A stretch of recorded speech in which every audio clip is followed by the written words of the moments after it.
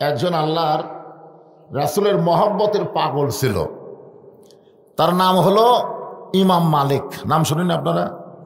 আমি নিজে তার বাড়ি দেখছি। ওনার বাড়ি কিন্তু কাবা শরীফ থেকে মাত্র 2.5 কিলো ফাঁকে। কাবা শরীফ থেকে মাত্র কয় কিলো? 2.5 কিলো ফাঁকে হচ্ছে ইমাম মালিকের বাড়ি। উনি দীর্ঘ 11 বছর, কত বছর? 11 বছর কাবা ঘরের ইমাম ছিলেন। 11 বছর উনি একাধারে কাবা ঘরের কি ছিল? ইমাম ছিল, ইমাম মালিক রহমতুল্লাহ আলাইহ।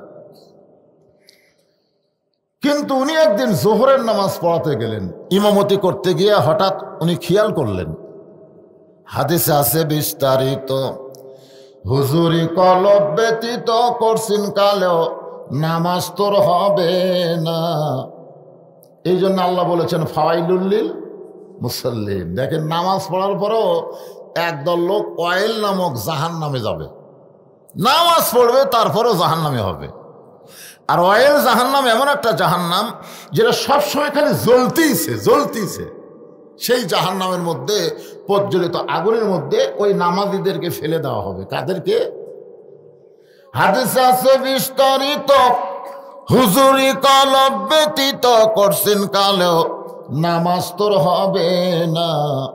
তবে কেন গাও জোয়ারি, মানুষকে দেখাও নামাজ পড়ি, ও তোমার সিদ্ধ বীজে সুফসল ফলবে না। আজও কেন আল্লাহর নামাজ, জোরে বলেন কার নামাজ? আমার না, নামাজ কার? ইন্না সলাতি, কথাটা বুঝেছেন? নিশ্চয় নামাজ কার? কুরবানি কার? জীবন কার? মৃত্যু কার? সবই আল্লাহর। সবই কার? মৃত্যু আল্লাহ দিবেন, জীবন আল্লাহ দিয়েছেন। জোরে কোন কথা ঠিক কিনা? এই জন্য খুব মনোযোগ দিয়ে শুনবেন। উনি জোহরের 4 রাকাত নামাজের 2 রাকাত পর্যন্ত পড়াইছে। পুরা 3য় রাকাতে যখন দাঁড়াইছে তখন খেয়াল করে দেখে ইমাম মালিকের মুখ আছে কাবার দিকে, আর মন চলে গেছে মদিনায়। মুখ কোন দিকে? খুব খেয়াল করবেন, আপনাকে মুখ কোন দিকে? যখন নামাজ পড়েন কোন দিকে? কাবার দিকে। মন বুঝে শুনে এখন, মন কোন দিকে? ইমাম মালিক রহমতুল্লাহ আলাইহি খেয়াল করে দেখেন, মুখ আছে কাবার দিকে আর মন চলে গেছে মদিনায়। মন এক জায়গায় যাবে, মুখ একদিকে থাকবে, তাহলে নামাজ হবে? মুসল্লিরই হবে না। আর ইমাম সাহেব সঙ্গে সঙ্গে উনি নামাজ ত্যাগ করলেন। আল্লাহু আকবার বলে উনি নিয়ত ছেড়ে দিলেন, মানে নামাজের নিয়ত ছেড়ে দিলেন। তখন মুসল্লিরা বলল, হুজুর আপনি ইমামতি করতে করতে আমরা কোনো লোকমাই দিলাম না, আপনি নিজে নিজে লোকমা দিয়ে নামাজ ছাড়লেন। ইমাম মালিক বলতেছে, আমার পিছনে তোমাদের নামাজ হবে না, কারণ আমি তোমাদের ইমাম হয়ে আমার মুখ আছে কাবার দিকে, মন আর একদিকে চলে গেছে। বরং তোমরা নতুন ইমাম নিয়োগ দাও। ইমাম মালিকের জায়গায় আরেকজন নতুন ইমামকে নিয়োগ দেওয়া হলো।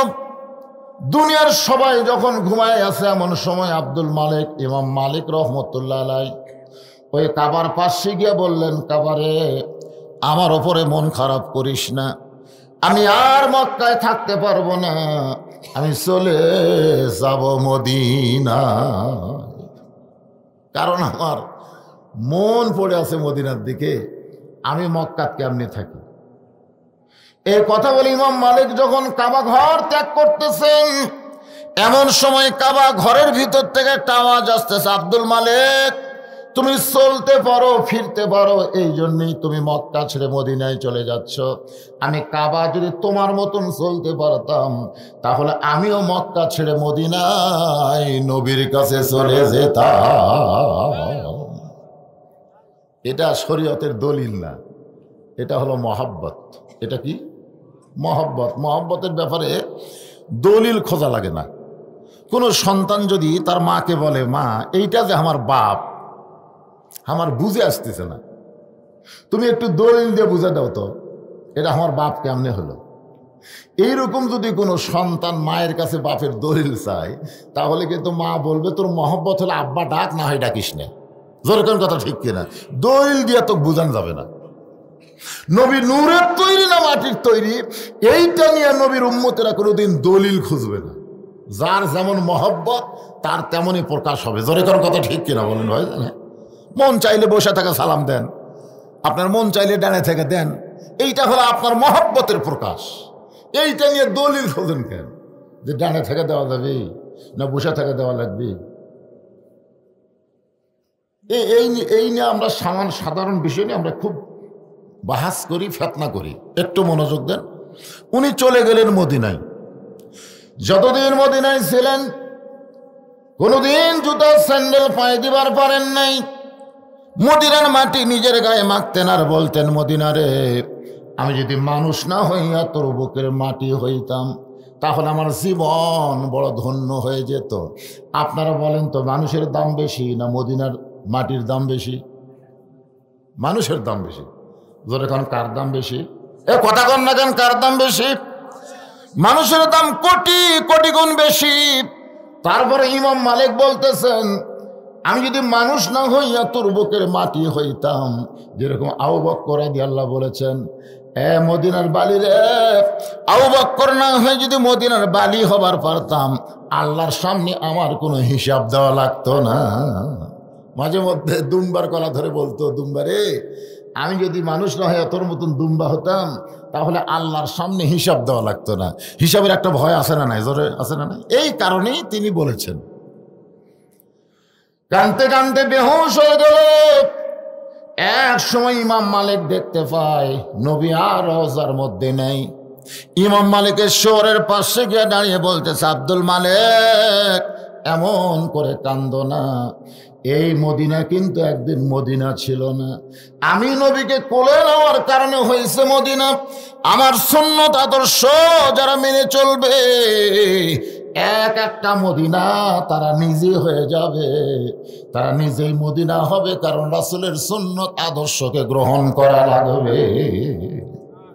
আমার নাবিউকে প্রশ্নের উত্তর দিবার গেলে আমাদেরকে রাসূলের সুন্নত এবং আদর্শ গ্রহণ করার দরকার আছে না নাই? জোরে কেন আছে না নাই?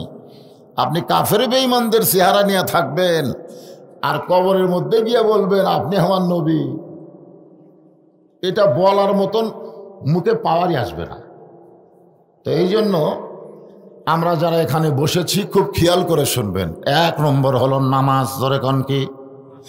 এই নামাজটা আল্লাহর নবী 5 ওয়াক্ত পাইছেন, নিয়ে আইছেন দুনিয়ায়। ফজরের নামাজ নবী আদায় করলেন হেরেম শরীফের ভিতরে, কাবার বাইরে। ফজরের ফরজ হলো 2 রাকাত। জোরে বলেন কয় রাকাত? 2 রাকাত নামাজ আদায় করে নবী যখন বাড়ির দিকে আসতেছেন, রাস্তার মধ্যে একজনের সঙ্গে দেখা হলো। তার নাম হলো আবু জেহেল। মানে আবু জেহেলের ভাগ্য এত ভালো, বুঝলেন? যারা হজ করবার গেছে তারা ওখানে গিয়ে একটু চিন্তা করে। আমি চিন্তা করে দেখছি, আবু জেহেল পৃথিবীর মধ্যে সবচাইতে বড় ভাগ্যবান। কারণ আবু জেহেলের বাড়ি থেকে মাত্র 200 মিটার পশ্চিম দিকে হলো কাবা ঘর। 100 মিটার 200 মিটার পশ্চিম দিকে হলো কাবা ঘর, আর 150 মিটার পূর্ব দিকে হচ্ছে রাসূলের বাড়ি। তাহলে কি বুঝলেন? পশ্চিমে হচ্ছে লা ইলাহা ইল্লাল্লাহ আর পূর্বে হচ্ছে মুহাম্মাদুর, মাঝখানে কে? আবু জেহেল। অথচ 1 ওয়াক্ত নামাজ পড়েনি। আপনাদের মসজিদের পাশে অনেক মুসলমানের বাড়ি আছে না নাই? আছে না নাই? কোন আছে না নাই? হয়তো দেখা যাচ্ছে মসজিদের আকামত পর্যন্ত তার কানে যাচ্ছে, তারপরেও মসজিদে আসতেছে না। এই জন্য রাসূল খুবই রাগ করে বলেছেন যে লা সালাত আলা ঈমানা, যার নামাজ নাই তার ঈমান নেই। যে সমস্ত যুবকের আজকের এই মাহফিলে বসে বসে ওয়াজ শুনতেছে এত ঠান্ডার মধ্যে, কি শীত, তার মধ্যে তোমরা ওয়াজ শুনতেছ, তোমরা কি ফজরের নামাজ আদায় করতে পারবা? ল্যাফের উসুম ছাইরা এই শীতের রাত্রে ফজরের নামাজ আদায় করলে কেমন সওয়াব? যখন আসসালাতু খায়রুম মিনান নাওম মুয়াজ্জিনের কণ্ঠে কানে গেছে, তখন যদি ল্যাপকে এরকম হাত দিয়ে মারছে ঝাংটা, মানে ঝাংটা মারা লাগবে, তোষক বাদ দিয়ে এসে ঠান্ডা পানিতে উজু করে মসজিদ দিকে যখন রওনা দেয়, তখন ফেরেশতারা বলে, আল্লাহ এত তীব্র শীত অপেক্ষা করে তোমার যুবক তোমার মসজিদে রওনা দিল, এদের রেজাল্ট কি? আল্লাহ বলে এখন যদি বদর যুদ্ধ থাকতো তাহলে এরাই বদর যুদ্ধের সৈনিক হয়ে যেত। জোরে কান সুবহানাল্লাহ। সেই সময় বদর যুদ্ধে অংশগ্রহণ করা আর এই তীব্র শীতের মধ্যে ফজরের নামাজ জামাতে আদায় করা, এটা কিন্তু তুইয়া মুয়া ইমানের। অনেকে উঠে কোনো মতে অজু করে ওই ল্যাপের কাছে খপ করে নামাজ পড়ে। ওরা বললে হবে না, মসজিদে আসা লাগবে। আবু জেহেল বলতেছে, সন্ধ্যার সময় দেখলাম তুমি সুন্দর, কিন্তু সকালবেলা দেখতেছি তুমি অতীব সুন্দর। নবীকে বলতেছে আবু জেহেল, সন্ধ্যার সময় দেখলাম তুমি সুন্দর, তো সকালবেলা দেখতেছি তুমি অত্যন্ত সুন্দর। এত সুন্দর হওয়ার পিছনে কারণ কি আমার একটু বলবা নাকি? আল্লাহর নবী বলে, চাচা সন্ধ্যার সময় আপনি আমারে সুন্দর দেখেছেন, কিন্তু সকালবেলা সুন্দর দেখার কারণ হলো আমার সঙ্গে আজকে রাত্রেবেলা আল্লাহর সঙ্গে নূরের একটা খেলা হয়ে গেল। কিসের খেলা? জোরে বলেন। আল্লাহ নবী দুইজনা প্রেম করেছেন গোপনা, মাঝখানে তো জিবরাইলের জায়গা ছিল না। এক জায়গায় আল্লাহ বলেন, জিবরাইল তুমি ব্রেক করো, ওখান থেকে আর সামনে এক ধাপও দিও না। রাসূলকে বললেন, হাবিবুল্লাহ এখন আপনি আসেন। ৭০,০০০ নূরের পর্দা পাড়ি দিয়ে নবী আল্লাহর কাছে গেলেন। এই যে নবী আল্লাহর কাছে গেলেন, মেরাজ হলো, ওই মেরাজকে নিয়ে ইমাম গাজ্জালি বলতেছেন, আল্লাহ নবী দুইজনা প্রেম করেছেন গোপনা, মাঝখানে তো অন্য কারো জায়গা ছিল না। জায়গা যদি থাকিত জিবরাইলকে নিত, জায়গা যদি থাকিত জিবরাইলকে নিত, দরজার বাহিরে আল্লাহ ব্রেক করাতো না। সবাই বলেন, আল্লাহ নবী দুইজনা প্রেম করেছেন গোপনা। লা ইলাহা ইল্লাল্লাহু মুহাম্মাদুর রাসূলুল্লাহ। এখানে কি ওয়া মুহাম্মদ আছে? দেখেন আপনারা খেয়াল করে, লা ইলাহা ইল্লাল্লাহ আহলে হাদিস শায়খেরা বলে এখানে যোগ করতে হবে ওয়া। ওয়া হলে হরফ আতফ, এখানে বলতে হবে লা ইলাহা ইল্লাল্লাহ ওয়া মুহাম্মদ রাসূলুল্লাহ। ওরা কলেমার মধ্যে ওয়া ঢুকাবার চায়, আসলে কলেমার মধ্যে ওয়া নাই। আমাদের মসজিদের ডান পাশে আল্লাহ, বাম পাশে মোহাম্মদ, এরকম আছে না নাই? অনেক মসজিদে আছে না নাই? কি কর ভাই, একদিকে কাবা একদিকে মদিনা, আছে না নাই? কিন্তু এই শালা হেফাতেরা এটা বলে শিরক হলো। সেদিন এক বক্তা ওয়াজ করতেছে যে কোনো ব্যক্তি যদি পুরাপুরি বলে লা ইলাহা ইল্লাল্লাহ মুহাম্মদ রাসূলুল্লাহ, তাহলে আল্লাহর সাথে শিরক হবে।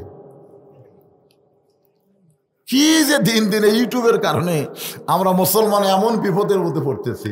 এখন একটা হিন্দু যদি আমার হাতে মুসলমান হওয়ার চায়, আর আমি যদি বলি লা ইলাহা ইল্লাল্লাহ, মুসলমান হয়ে গেলে হবে? হবে?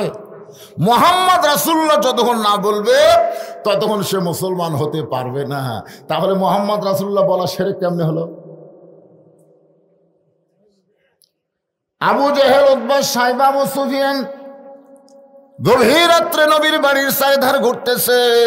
এক সময় খাদিজা বলতেছে, ইয়া রাসূলুল্লাহ আমার মনে হয় মক্কার নেতারা আপনার কাছে আপোষ করতে আইছে।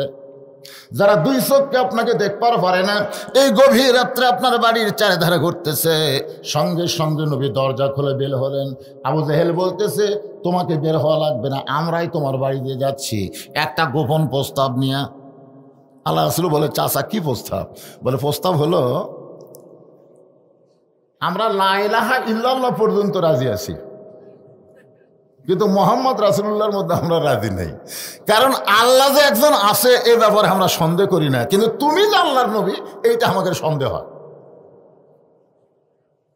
তো আমরা মিলামিশা থাকবার চাই, আমরা লা ইলাহা ইল্লাল্লাহ কব, মুহাম্মদ রাসূলুল্লাহ কব না। সঙ্গে সঙ্গে আল্লাহ তাআলা সূরা কাফিরুন নাজিল করলেন। সূরা কাফিরুন নাজিল করে বললেন, লাকুম দীনুকুম ওয়ালিয়া দীন। যারা আপনাকে মুহাম্মদ রাসূলুল্লাহ মানবে না, তাদের ধর্ম তাদের কাছে, আপনার ধর্মের মধ্যে তারা ঢুকতে পারবে না। নবী মনে মনে একটু খুশি হলো, একটু খুশি, যাকরে তারা লা ইলাহা ইল্লাল্লাহ পর্যন্ত আইছে।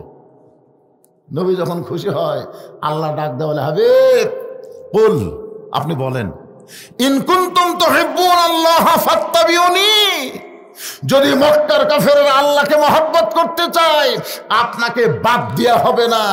লা ইলাহা ইল্লাল্লাহ বললে আপনি যেমন খুশি হন, মুহাম্মদ রাসূলুল্লাহ বললে আমি আল্লাহ তেমন খুশি হই। জোরে করে সুবহানাল্লাহ। তাহলে লা ইলাহা ইল্লাল্লাহতে কে খুশি? নবী খুশি। আর মুহাম্মদ রাসূলুল্লাহতে কে খুশি? আল্লাহ খুশি। তাহলে আমরা নবী বাদ দিয়ে আল্লাহ পাবো?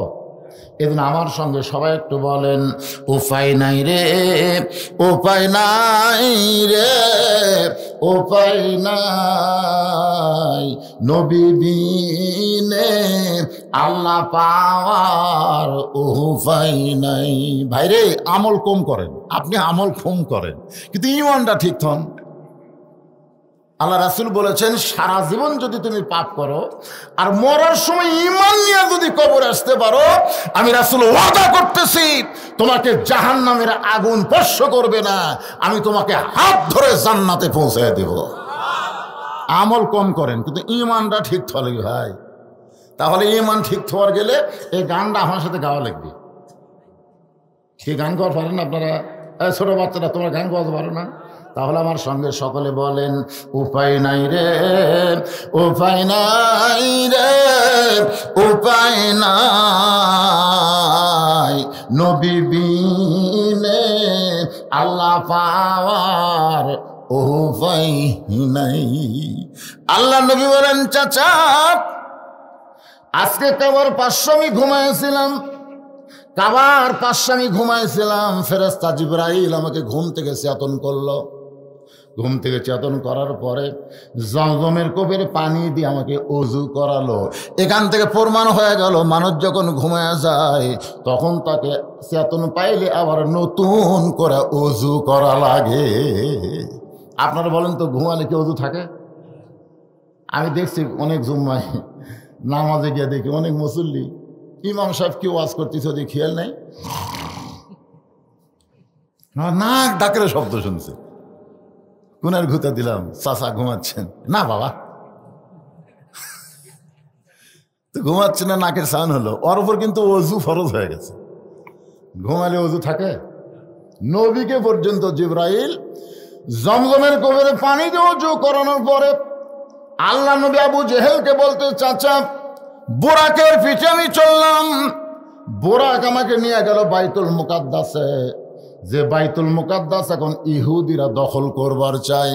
সেই বাইতুল মুকাদ্দাসের ভিতরে আমার ইমামতিতে সমস্ত নবী রাসূল 2 রাকাত নামাজ আদায় করেছে। সুবহানাল্লাহ জোরে কর। কোরআন শরীফে এই মাসে আল্লাহ তাআলা নাজিল করেছে নবীর উপরে, সুবহানাল্লাযী আসরা বিআবদিহি লাইলাম মিনাল মাসজিদিল হারাম ইলাল মাসজিদিল আকসা। তাহলে একই আয়াতের মধ্যে 2টা মসজিদের নাম আছে না নাই? এত রকম আছে না নাই? তাহলে কাবা ঘর ভাঙবার আসলে আব্রাহা বাদশাকে আল্লাহ কি তয়রান আবাবিল, এ সূরা আপনারা জানেন না? সূরা ফিল জানেন না? হস্তি বাহিনীকে আল্লাহ কি করলো এ খবর আপনারা জানেন না? না জানলে সূরা ফিলটা একটু আমার সঙ্গে পড়েন। আলাম তারা কাইফা ফাআলা রাব্বুকা বিআসহাবিল ফিল আলাম ইয়াজআল কাইদাহুম ফি তাদলিল ওয়া আরসালা আলাইহিম তায়রান আবাবিল তারমিহিম বিহিজারাতিন মিন সিজিলিন ফাজআলাহুম কাআসফিন মাকুল। সাহাবেরা জিজ্ঞাসা করলেন, হুজুর কাবা ঘর আর বাইতুল মুকাদ্দাস এই 2টার মধ্যে দাম বেশি কার? কি প্রশ্ন করছে? কাবা ঘর আর বাইতুল মুকাদ্দাস। বাইতুল মুকাদ্দাস বুঝতেছেন যেটা কোন জায়গা? জেরুজালেমে। কাবা ঘর আর বাইতুল মুকাদ্দাস এই 2টার মধ্যে দাম বেশি কার? আল্লাহর নবী বললেন, দামের দিক দা কাবা ঘর আর সম্মানের দিক দা বাইতুল মুকাদ্দাস। দামের দিক দিয়ে কোনটা? কাবা ঘর। আর সম্মানের দিক দিয়ে সাহাবীরা বললেন হুজুর দাম আর সম্মান এইটা তো বুঝতেছি না। আল্লাহ রাসূল বলেন কাবা ঘর আল্লাহর ঘর, কাবা ঘর বরাবর বাইতুল মামুর, আর বাইতুল মামুর বরাবর আল্লাহর আরশ। আমি নবী এখনো যদি উপর দিকে তাকায়, আল্লাহ পাক আমাকে দেখায় বাইতুল মামুর, আর বাইতুল মামুর বরাবর আল্লাহর আরশ। ধরে কোন সুবহানাল্লাহ। এই জন্য কাবা ঘরের দাম বেশি, কিন্তু বাইতুল মুকাদ্দাসের সম্মান বেশি হওয়ার কারণ হলো 1,24,000 নবী রাসূল আমার ইমামতিতে বাইতুল মুকাদ্দাসের ভিতরে নামাজ পড়েছে। মানে আল্লাহর যত নবী রাসূল আসিল সব বাইতুল মুকাদ্দাসের মধ্যে প্রবেশ করছে, কিন্তু কাবার মধ্যে কিন্তু সব নবী রাসূল প্রবেশ করেনি। সেই বাইতুল মুকাদ্দাসকে ইহুদিরা দখল করতে চায়। এখানে কোরআনে আল্লাহ মসজিদ শব্দ উল্লেখ করেছেন। কি শব্দ খেয়াল করেননি? সুবহানাল্লাহ যে আসরাবি আবদিহি লাইলাম মিনাল মাসজিদিল হারাম ইলাল মাসজিদিল আকসা। তাহলে মসজিদ কার? আমরা সকলেই জানি। প্যাগোডা কার? গির্জা কার? মন্দির কার? এরা জানেন আপনারা? মন্দির হলো শালা হিন্দুকে, মন খারাপ করতেছে কেন? গির্জা হলো খ্রিস্টানের, প্যাগোডা হলো ইহুদির, মসজিদ হলো মুসলমানের। সেই মুসলমানের মসজিদ তোমরা দখল করবার আসো। তোমরা মনে করছো ফিলিস্তিনিরা ভয় আমাকে ছাড়া দিবে? তা ছাড়া দিবে না। কারণ ফিলিস্তিন মুসলমান জানে আল্লাহর ঘর রক্ষা করতে গিয়ে যদি জীবন যায় তাদের মৃত্যু হবে না, বিনা হিসাবে আল্লাহ তাদেরকে জান্নাত দিয়ে দিবে। আল্লাহ কোরআনে বলেন ولا تقولوا لمن يقتل في سبيل الله أموات بل أحياء ولكن لا تشعرون। সাহাবারা জিজ্ঞেস করলেন ইয়া রাসূলুল্লাহ, অতি সহজে কারা জান্নাত পাবে? অতি সহজে মানে জান্নাত পাওয়ার ব্যাপারে তাদের কোনো কষ্টই হবে না। আল্লাহ রাসূল বললেন আল্লাহ রাস্তায় যারা শহীদ হয়েছে তাদেরকে আল্লাহ তাআলা কবরের ভিতরে, হাসরের ভিতরে, পুলসিরাতের ভিতরে কোনো জায়গায় আল্লাহ তাদের আটকাবে না। সরাসরি দুনিয়া থেকে আল্লাহ তাদের জন্য 8টা জান্নাতের দরজা খুলে দিবে। কাদের জন্য? এই যারা ফিলিস্তিনে জীবন দিচ্ছে তাদের জন্য, হামাকের জন্য না। আমরা 7 তারিখে যে কি করলাম ভাই, মার হবি রে কিন্তু সাউন্ড হবি না। 7 তারিখে কি করছেন? যা করছেন করছেন, অসুবিধা নেই। আমরাও একই কথা বলবো, যা আসলো তাই। জোরে কোন কথা ঠিক কি না, কোনো পরিবর্তন হচ্ছে? যা আসলো তাই, আলহামদুলিল্লাহ। একটু মনোযোগ দিয়ে শুনবেন। আমরা সামান্য জীবনের জন্য আমরা ইমানকে বরবাদ করব, আমরা হকের পক্ষে থাকব না, জীবন বাঁচানোর জন্য বাতিলের দল করব। কোন কথা ঠিক কিনা? এটা হলাম আমরা। এই সামান্য জীবনের কোন দাম আছে? কথা কর না কেন?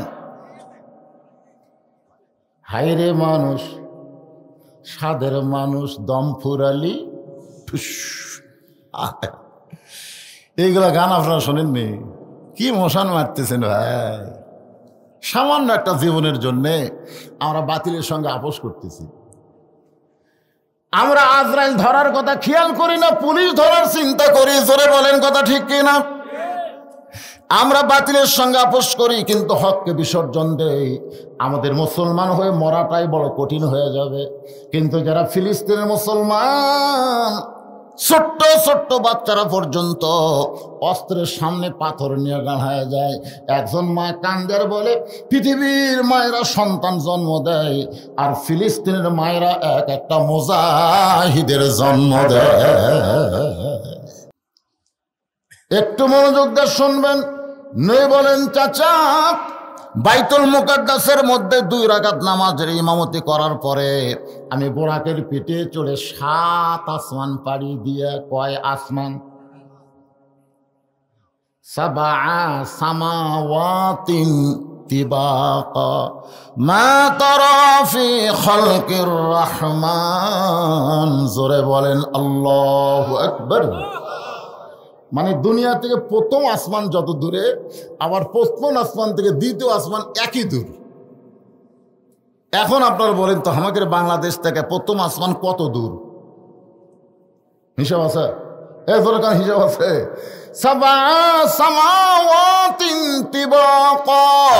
আল্লাহ নবী বললেন, চাচা আবু জেহেল বলতেছে, 7 আসমান পানি দিয়ে আল্লাহর আরশে গেলাম, আল্লাহ পাক আমাকে 5 ওয়াক্ত নামাজ দিল। জোরে কোন কয় ওয়াক্ত নামাজ? 5 ওয়াক্ত নামাজ দিল। আমি জান্নাত জাহান্নাম দেখলাম। বাইতুল মামুরের মধ্যে 2 রাকাত নামাজের ইমামতি করলাম, ফেরেশতারা আমার মুসল্লি হয়ে গেল। জোরে কোন সুবহানাল্লাহ। চাচা আল্লাহর সঙ্গে নূরের খেলা, আল্লাহর সঙ্গে মেরাজ করার পরে আবার রাতারাতি দুনিয়াতে ফেরত আসলাম। সকালবেলা আমারে কেউ দেখেনি দুনিয়ার, আপনি প্রথম দেখলেন। এই কারণেই মনে হয় আমার চেহারা আপনাকে সুন্দর লাগতেছে। কারণ যারা 5 ওয়াক্ত নামাজ পড়ে আর যারা পড়ে না, আপনারা খেয়াল করে দেখবেন 5 ওয়াক্ত নামাজ যদি কালো হয়, তার চেহারার মধ্যে কিন্তু একটা সৌন্দর্য দেখা যায়। কথা কর না কেন? কথা কর না কেন? কয়বার মুখ ধন? 5 বার যদি আপনি উজু করেন, কমপক্ষে কয়বার ধন? এ কথা কয় না রে, কথা প্রতিবার 3 বার করে হলো 5 কয়বার হলো? 15 বার। হাত ধন কয়বার? তাহলে চিন্তা করেন, যে হাত 15 বার ধুচ্ছেন, ওই হাতের মধ্যে কোনো জীবাণু থাকবে? হ্যাঁ, মুখ ধুচ্ছেন, দাড়ি ধুচ্ছেন, মাথা মাসে করতেছেন, তো আপনি চেহারা সুন্দর হবেন, তাই সারা বেয়ান আমাদের হবে। বেয়ান আমাদের চেহারা দেখলে মনে হয় কি একটা বেয়ার সাইজ। আপনি হয়তো বলবেন, হুজুর আপনি কি বেয়ান আমাদের ঢপ দেখলে বুঝে পাবেন? বোঝা যায়, যায়, অনেক কিছুই বোঝা যায়, কিন্তু বলা যায় না। এক ইফতার বাড়ি যায় দেখি একজনের রোজা নেই, ইফতার সামনে এলে বসে আছে। আমার খালি বলতেছে, হুজুর 1000 টাকা খরচ করছি, ভালো করে দোয়া করবেন। একজন লাভ ধরে বলতে, হুজুর আজকের একটা দিন যাচ্ছে দেখছেন, সেই গরম সেই বড়, কলজা খালি ছটফট করতেছে, হুজুর এখনো 10 মিনিট সময় যাচ্ছে না হুজুর। বারবার যখন এই কথা বলতেছে, আমার সন্দেহ হলো, ডাকলাম আয়। ওই আমার যে কাছে আইলো, আর কানে কানে কইলাম, তুই তো রোজা নেই। ইসলাম কথা বলে, হুজুর আপনি কেমনে জানলেন? আমি বললাম, তো সোপা দেখেই বোঝা যায়। যারা রোজা থাকবে আল্লাহ তাদেরকে 2টা খুশির খবর দিছে, একটা হলো ইফতারের সময়, আর একটা হলো আল্লাহর দিদার। জোরে কারো সুবহানাল্লাহ। তো না মরলে তার আল্লাহর দেখা পাচ্ছি না। তো একটা তো দুনিয়াতেই দিয়েছে ইফতারের সময়, ইফতারের সময় তুই বারবার ঘড়ি দেখিস, তুই রোজা আছিস। একটু মনোযোগ দেবেন। আল্লাহ নবী বলেন, চাচা এই কারণেই মনে হয় আমার চেহারা দিয়ে নূর প্রকাশ পাচ্ছে, কারণ আল্লাহর সঙ্গে যেই খেলা খেলে আসলাম, সে খেলার নাম হলো নূরের খেলা। ধরে কোন কিসের খেলা? আর কাবার পাশে ফজরের ফরজ 2 রাকাত নামাজ পড়লাম, ওই নামাজের মধ্যে আল্লাহর সঙ্গে আবার দেখা হলো। রাসূল বলেছেন, আসসালাতু মিরাজুল মুমিনিন। ওগো উম্মতেরা মন খারাপ করো না। আমি নবী আল্লাহকে বললাম, আল্লাহ আমি যখন দুনিয়াতে গিয়া আমার উম্মতের কাছে বলবো আল্লাহর সঙ্গে আমার মিরাজ হয়েছে, তখন উম্মতেরা যদি বলে, হুজুর আপনি নবী হইয়া মিরাজ করলেন, আমরা তো কোনোদিন মিরাজ করতে পারবো না। আল্লাহ বলে, হাবিব রে, আপনি আমার কাছে এসে আপনার উম্মতের কথা আপনি বলেন নাই। ওগো নবী বলে দেবেন, আপনি করেছেন একবার, আর দৈনিক আপনার উম্মতেরা মিরাজ করবে 5 বার। কয়বার? তাহলে মসজিদে এসে নামাজ পড়লে কার সাথে দেখা হয়? দেখা আল্লাহর সাথে করবার। সে এত ছটফট করেন কে? এমপির কাছে, মন্ত্রীর কাছে কেউ যদি দেখা করবার যায়, ওই সময় নাই রে, সময় নেই, এমপি আমার সাথে দেখা করবে, ছটফট করিস কেন? তাহলে চিন্তা করেন, আল্লাহর ঘরের মধ্যে সে আল্লাহর সঙ্গে দেখা করবার এসে ছটফট করেন কেন?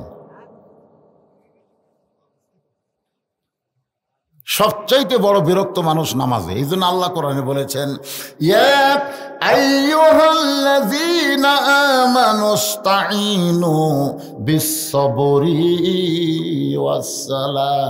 আমি আল্লাহর কাছে যদি কিছু পাবার চাও তাহলে ধৈর্য আর নামাজের ভিতরে চাও। এখানে আল্লাহ বুঝাইলেন নামাজ পড়বার গেলে ধৈর্যের দরকার আছে না নাই? দরকার আছে না নাই? সাহাবেরা বললেন, ইয়া রাসূলুল্লাহ, এমনভাবে তীর হযরত আলীর পিঠে ঢুকিছে, তীরের শলাকা ধরলি চিৎকার দিয়ে কান্দে। আল্লাহ রাসূল আফসোস করে বললেন, আমার আলীর পিছনে তীর কে মারল রে? আমার আলীর পিছনে তো আমার সাহাবীরাই থাকে। আলী থাকে সেনাপতি সবার সামনে।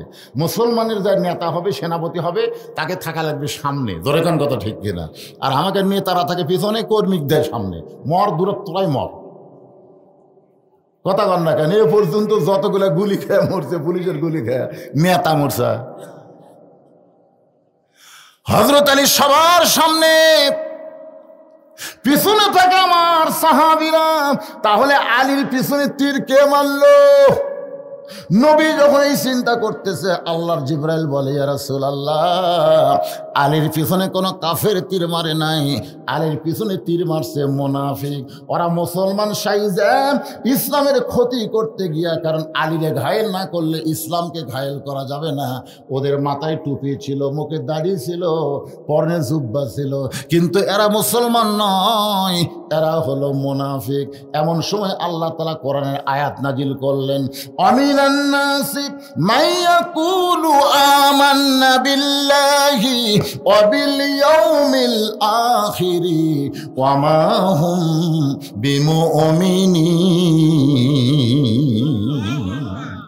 অনেক মুসলমান আছে যারা বলে আমরা আল্লাহ বিশ্বাস করি, আখিরাতকে বিশ্বাস করি। আল্লাহ বলে যে তোরা মুমিনই না, মুসলমান কেমনে হবি? এরকম মুনাফিক আছে না নাই? পিছন দিক থেকে মারা। আল্লাহ নবী বলেন, আলীরে কষ্ট দিও না। আলী যখন নামাজের ভিতরে থাকবে, ওই তীরটা তখন টেনে বের করো। আল্লাহর নবী ইমামতিতে হযরত আলী যখন নামাজের ভিতরে, দুইজন সাহাবী পিঠের উপরে দুইটা পা দিয়া এত জোরে তীর টান মারছে, তীর শুধু বের হয় নাই, তীরের সঙ্গে গোস্ত পর্যন্ত ছিঁড়াইছে। নামাজ শেষ করার পরে রাসূলুল্লাহ আলীরে তীরের শলাকায় হাত দিলি চিৎকার দিয়ে কান্দ। এখন সেই তীর বের হলো, তীরের সঙ্গে গোস্ত ছিঁড়াইলো, তুমি তখন ছেলে কোথায়? আলী বলতেছে, নবী গো, আমি তখন আল্লাহর মিরাজে ছিলাম। এক জগ পানির মধ্যে এক মুষ্টি চিনি ঘন্টন মারলে ওই পানির মধ্যে চিনি যেমন বিলীন হইয়া যায়, ওই চিনিকে যেমন পানি থেকে আর আলাদা করা যায় না। আল্লাহর কোনো বান্দা যখন নামাজের মধ্যে শামিল হয়, ওই বান্দাটা আল্লাহর ভিতরে নিজ কেমনভাবে বিলীন করে দেয়, গোটা দুনিয়াও যদি তাকে দিবার চান, তার জীবনে একটা ওয়াক্ত নামাজ সেই ছাড়বে না। জোরে কোন কথা ঠিক কিনা? বিশ্বাস যদি না হয়, যারা 5 ওয়াক্ত নামাজ ধরছেন, একদিন এশার নামাজ না পড়ে আপনি ঘুমাতে যাবেন, একদিন দেখেন তো ঘুম ধরে কিনা। একটা নামাজের কথা কয় না রে বারে, একদিন দেখবেন তো, চেষ্টা করে ঘুম ধরবে, ধরবে। খুবই ঘুমের বড়ি খাবেন তো, তাহাও ধরবি না। খালি ছটফট ছটফট, গাও চুলকবি, মাথা চুলকবি। যেই 4 রাকাত এশার ফরজ পড়ে ভেতরে পড়ে শুধলে ঘুম আল্লাহ দিয়ে দিছে। জোরে কোন সুবহানাল্লাহ। হ্যাঁ, নামাজ একটু মনোযোগ দিয়ে শুনবেন। 1 নম্বর, ইন্না সলাতি, এই নামাজ সম্পর্কে আপনাদের সামনে ওয়াজ করতেছি। আল্লাহর নবী বললেন, চাচা, এই কারণেই আমার চেহারা হয়তো আপনাকে ভালো লাগতেছে। সঙ্গে সঙ্গে আবু জেহেল বলতেছে, তুই পাগল। নবী চুপ করছে। এখনই প্রশংসা করলেন, আমি খুবই সুন্দর, আর এখনই কোন পাগল। তাই পাগল বলার কারণ হলো, আমি জীবনে 2 বার বাইতুল মুকাদ্দাসে গেছি। কয়বার? যেখানে যাইতে লাগে 30 দিন, আসতে লাগে 30 দিন। আর তুই আজকে রাত্রেবেলা ওখানে নামাজ পড়াছিস, আবার সকালবেলা আমার সাথে গল্প করতেছিস। তুই আল্লাহর আরশে গেলি কি না গেলি, 5 ওয়াক্ত পালি না 50 ওয়াক্ত পালি, সেটা আমার জানার কথা না। তুই বাইতুল মুকাদ্দাসে কেমনি গেলি রে? যাইতে লাগে 30 দিন, আসতে লাগে 30 দিন। আর তুই কইলি আজকে রাত্রেবেলা নামাজ পড়া, সকালবেলা আমার সাথে কথা বললি, এই গাঁজা খুরি গল্প করতেছিস। এই কথা বলে আবু জেহেল দৌড়। পিছন দিকে নবী বলে, চাচা দৌড়েন কেন, দৌড়েন কেন? আপনি আমাকে 100 বার পাগল বলেন, অসুবিধা নাই। আপনার মুখে পাগল শুনলে আমার কোনো কষ্ট হয় না, বলেন। কারণ যে নবীর শত্রু সে যদি পাগল কয়, কষ্ট আছে। যেরকম কালকে জায়েদ খানা কাঁড়িয়ে সিনেমার হচ্ছে সবচাইতে জঘন্যতম নায়ক, কেউ চিনে না, এই শালা ভাইরাল হওয়ার জন্য কইছে ইমামরা সব শালা, এই শালা ইমাম। এরা নাকি এরকে চরিত্রে এমন একটা কথা বলছে যে কথাটা আমি এখানে উচ্চারণ করে পারতেছে না, সব ইমামকে শালা কইছে। ভাইরাল হবে, নাম কি কেউ চিনে না। এখন আর ইয়ং জেনারেশন ওই জায়েদ খানক চেনে, এরা সাকিব খানক চেনে, সাকিব খান।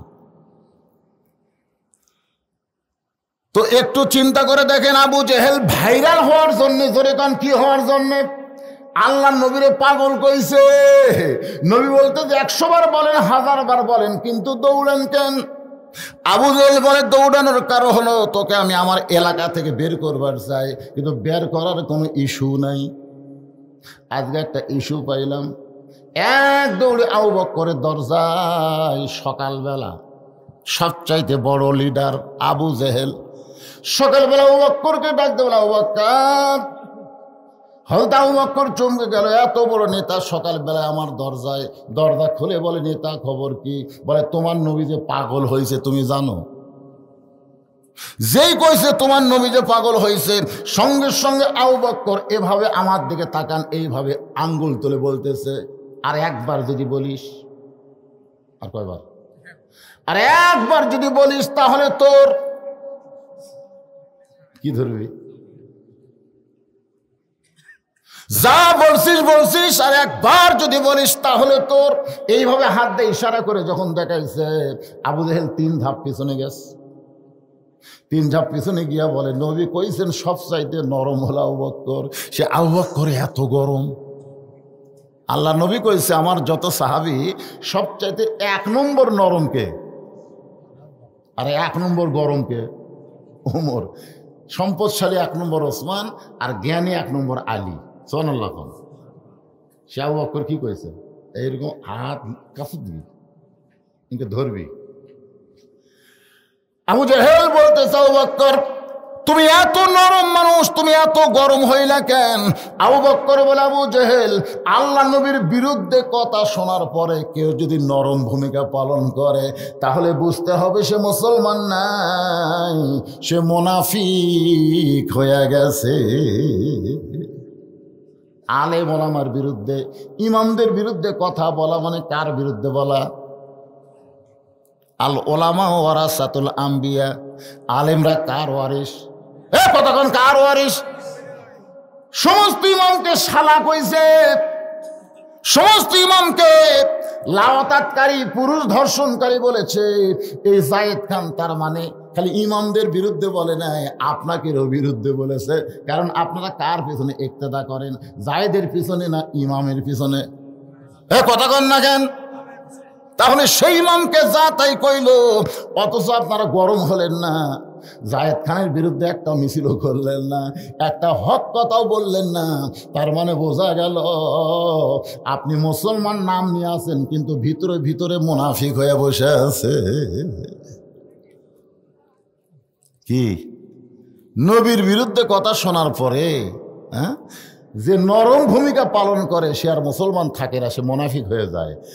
আল্লাহ নবীর বিরুদ্ধে কেউ কথা বললে আমরা কোনো দল দেখব না, সব মুসলমান এক দল হয়ে তার বিরুদ্ধে জিহাদ ঘোষণা করবো। জোরে কোন কথা কন না কেন? একটু মনোযোগ দিয়ে কথাগুলো শুনবেন। আবু জেহেল বলতেছে, আবু বকর তুমি কি জানো তোমার নবীরে পাগল বলার পিছনে কারণ হলো তোমার নবী কইল আজকে রাত্রিবেলা নাকি বাইতুল মুকাদ্দাসের মধ্যে গেছে।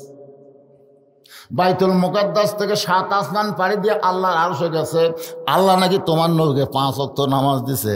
তুই বল আবু বকর, যে বাইতুল মুকাদ্দাসে যাইতে লাগে 30 দিন, আসতে লাগে 30 দিন, আর তোমার নবী নাকি আজকে রাত্রেবেলা সে বাইতুল মুকাদ্দাসে 2 রাকাত নামাজ পড়াইছে। এখন বলো এই গাঁজা করে কথাকে বিশ্বাস করা যায়? আবু বকর মুসকে হাসিতে বলে, আবু জেহেল, এই কথা যদি আমার নবী বলে থাকে তাহলে এক বিন্দু মিথ্যা বলেনি। দলিল খুঁজিছে আবু বকর, দলিল খুঁজিছে। রে কি ভাবে রে বাইতুল মুকাদ্দাসে গেল রে? চিন্তা করছে? একটু চিন্তা করছে? দেখেন মহব্বত কাক কয়। এই কথা যদি আমার নবী বলে থাকে, এক বিন্দু মিথ্যা কথা বলে নাই। সঙ্গে সঙ্গে আবু জেহেল সুম করে বলতেছে, আমার সকালটাই মাটি, আমি কার কাছে খবর দিলাম, কাম হলো না। তোর ভাগ্য ভালো যে আবু বকরের কাছে না যায়, যদি ওমরের কাছে যাইতি তাহলে তোর অবস্থা কি হতো? এই চিন্তা করে দেখেন আবু জেহেলের আসলে কি ভালো, ভাগ্য ভালো। খালি এই খবরটা খালি উমরক দিলে উমর কি করতো, আগে যায় তরবারি লিয়ে সব 2 টুকরা করে তারপরে নবীর কাছে যাইতো। তোর এখন কথা ঠিক না? হযরত আবু বকর এক দৌড়ে নবীর কাছে। নবী তখন কাবা ঘর হেলান দিয়ে কাঁদতেছে। নবীর কপালে চুম্বন দিয়ে বললেন, ইয়া রাসূলুল্লাহ, আজকের দিনটা হলো আপনার জীবনের সব চাইতে শ্রেষ্ঠ দিন। সুবহানাল্লাহ লাগেন হুজুর, এই বছর আপনার কষ্টের বছর। আমি আবু বকর মনে করেছিলাম আমার নবীকে আল্লাহ এত কষ্ট কেন দিচ্ছে। এই বছরে আপনার চাচা আবু তালেব মারা গেছে, এই বছর আপনার দরদের বিবি খাদিজা মারা গেছে, এই বছর আপনি তাইফের ময়দানে গেলেন, তাইফবাসী আপনাকে এত পাথর মারল। আমি আবু বকর মনে করেছিলাম শুধু কষ্ট আর কষ্ট, কষ্ট আর কষ্ট, আমার নবীর জীবনে কি এত কষ্ট আল্লাহ দিবে? কিন্তু হুজুর আবু জেহেলের মুখে যা শুনলাম, আজকে রাত্রেবেলা বাইতুল মুকাদ্দাসের ভিতর দিয়ে আল্লাহর 7 আসমান পাড়ি দিয়ে আল্লাহর আরশে গেলেন, আল্লাহ পাক আপনাকে 5 ওয়াক্ত নামাজ দিল। নবী বলে, আবু বকর, এই কথাকে তোমার বিশ্বাস হয়? আবু বকর বলে, সাদ্দাকতা ইয়া রাসূলুল্লাহ, এক বিন্দু মিথ্যা নয়। সঙ্গে সঙ্গে নবী আমার মুচকি হাসি দিয়ে আবু বকর কপালে চুম্বন দিয়ে বলেন, আবু বকর রে, আবু জেহেল আমারে পাগল বলার পর থেকে আমার মনের মধ্যে বড় কষ্ট হচ্ছিল, কিন্তু তুমি সাদ্দাকতা বলার সঙ্গে সঙ্গে সব কষ্ট আল্লাহ দূর করে দিল। আসো আবু বকর, আমি নবী তোমাকে বুকের মধ্যে নিবার চাই। আবু বকরকে নবী বুকের মধ্যে নিয়ে বলেন, আবু বকর রে, আমার সমস্ত কষ্ট দুঃখ দূর করে দিলে। আল্লাহ বলে, হাবিব, শুধু আবু বকরকে বুকের মধ্যে নিলে হবে না, আমি আল্লাহ তার সিদ্দিক ডিগ্রি দিয়া দিলাম। চারিদিক থেকে আস্তে আস্তে সাহাবের এসে বললো, হুজুর আপনি নাকি আল্লাহর আরশে গেছিলেন, আল্লাহ আপনাকে 5 ওয়াক্ত নামাজ দিছে। 24 ঘন্টার মধ্যে 5টা সময় আল্লাহর অত্যন্ত পছন্দ। 24 ঘন্টার মধ্যে কয় সময়? কথা কয় না, 5টা সময়। এই 5টা সময়ই 5টা নামাজ। এই জন্যই বলা হয় 5 ওয়াক্ত। ওয়াক্ত মানে কি আপনারা বলেন তো? ফজরের এই ফরজ নামাজটা সূর্য উদয় হওয়ার 1.5 ঘন্টা পরে দিলে ভালো হতো না? না না, যে সময় দিতে শীতের দিন কি কষ্টের বারে। আচ্ছা, সূর্য উদয় হওয়ার 1.5 ঘন্টা পরে এই ফজর দিলে কি অসুবিধা ছিল? না, এই যে 24 ঘন্টার মধ্যে 5টা সময় আল্লাহর এত পছন্দ। সূর্য উদয় হওয়ার আগে 2 রাকাত ফরজ ফজরের নামাজ, সূর্য যখন পশ্চিম থেকে হেলে গেছে এমন সময় 4 রাকাত ফরজ, তার নাম হলো জোহরের নামাজ। সূর্যের পাওয়ার যখন কমে গেছে, মিশে মায়ায় বন্দি থাইকা করলাম কত খেলা, পশ্চিমে তাকিয়া দেখো তোমার ডুইবা গেছে বেলা। আপনারা বলেন তো, আসরের সময় সূর্যের পাওয়ার আছে? কথা কর না কেন? সূর্য আছে কিন্তু পাওয়ার। আমার বয়স, এনার বয়স হলো আসর। আসর বোঝেন না, খালি ডোবার দিকে যাচ্ছে ভাই রে, খালি ডোবার দিকে যাচ্ছে রে। পাওয়ার নেই আমাদের, কিন্তু পাওয়ার নেই, আমরা বেঁচে আছি এইটুকু। রে এই যুবকের, তোমরা কেবল জোহরের দিকে যাচ্ছে, তোমরা মশান মারতেছে। কি মশান? তোমরা আসরের দিকে যাবে, এক সময় আসর শেষ হলে সূর্য যেমন অস্ত যায়, আমাদের হায়াতের পঞ্জি তেমনি শেষের দিকে যাচ্ছে। জোরে কোন কথা ঠিক কি না? এই দিন আব্দুল আলিমের এই গানগুলো আমি তখন একা একা গাই, তখন এরকম হাসতে হাসতে গাই না, আমার চোখ দিয়ে দর দর করে পানি আসে। এক পলকের নাই ভরসা, মিশে সকল আশা,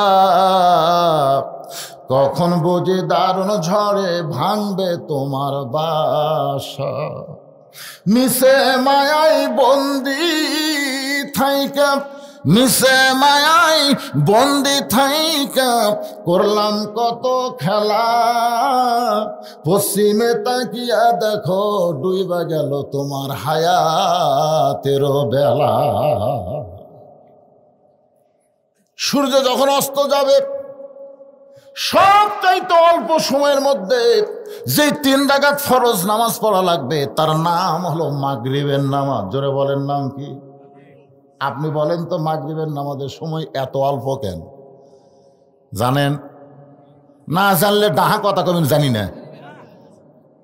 না না, অন্য নামাজের তো ওয়াক্ত একটু লম্বা নাই।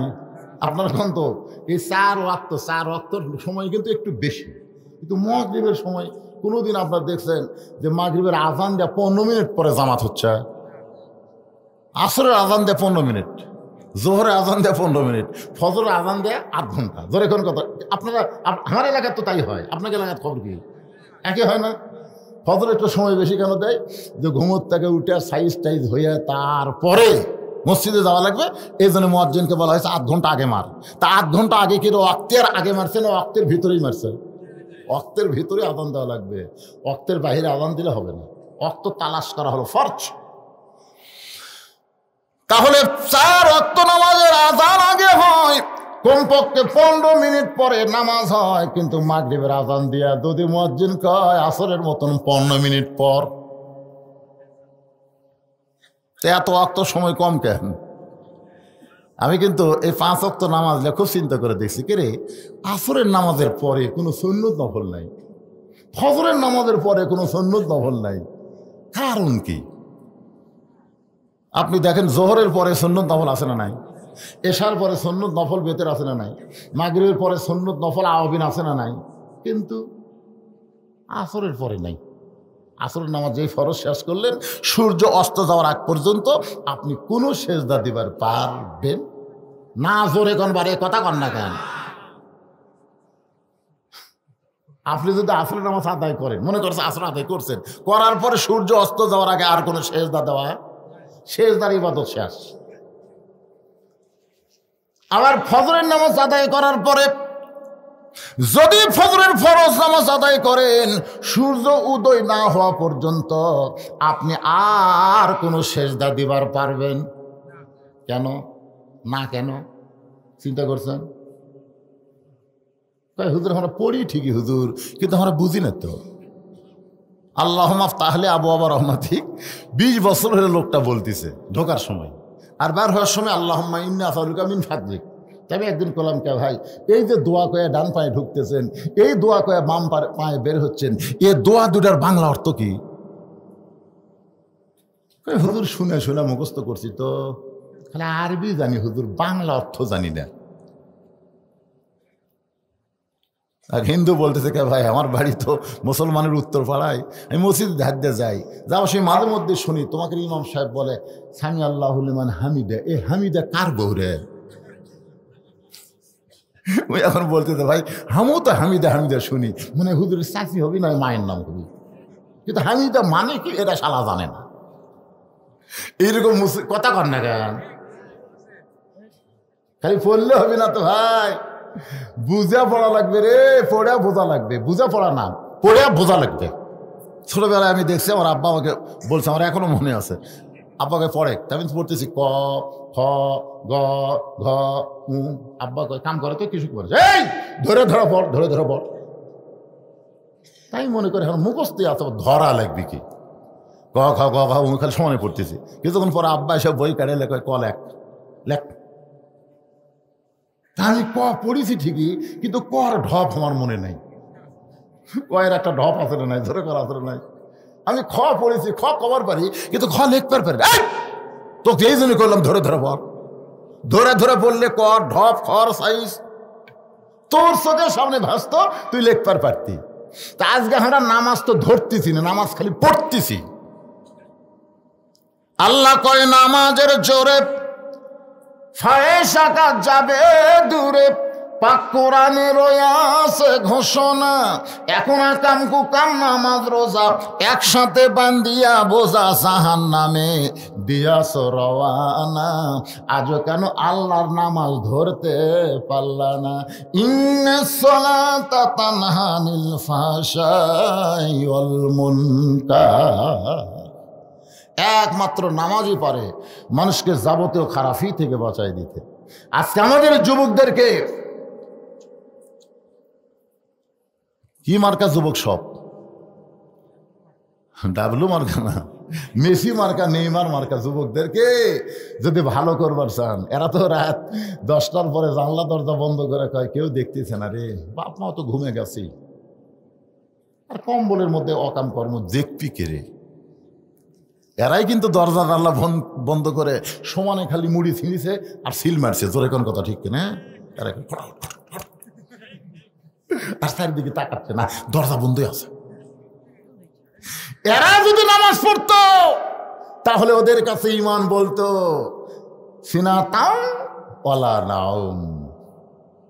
তোমার আল্লাহ কিন্তু ঘুম পারে না, আল্লাহর ঘুম তো দূরের কথা, তন্দ্রা পর্যন্ত নাই।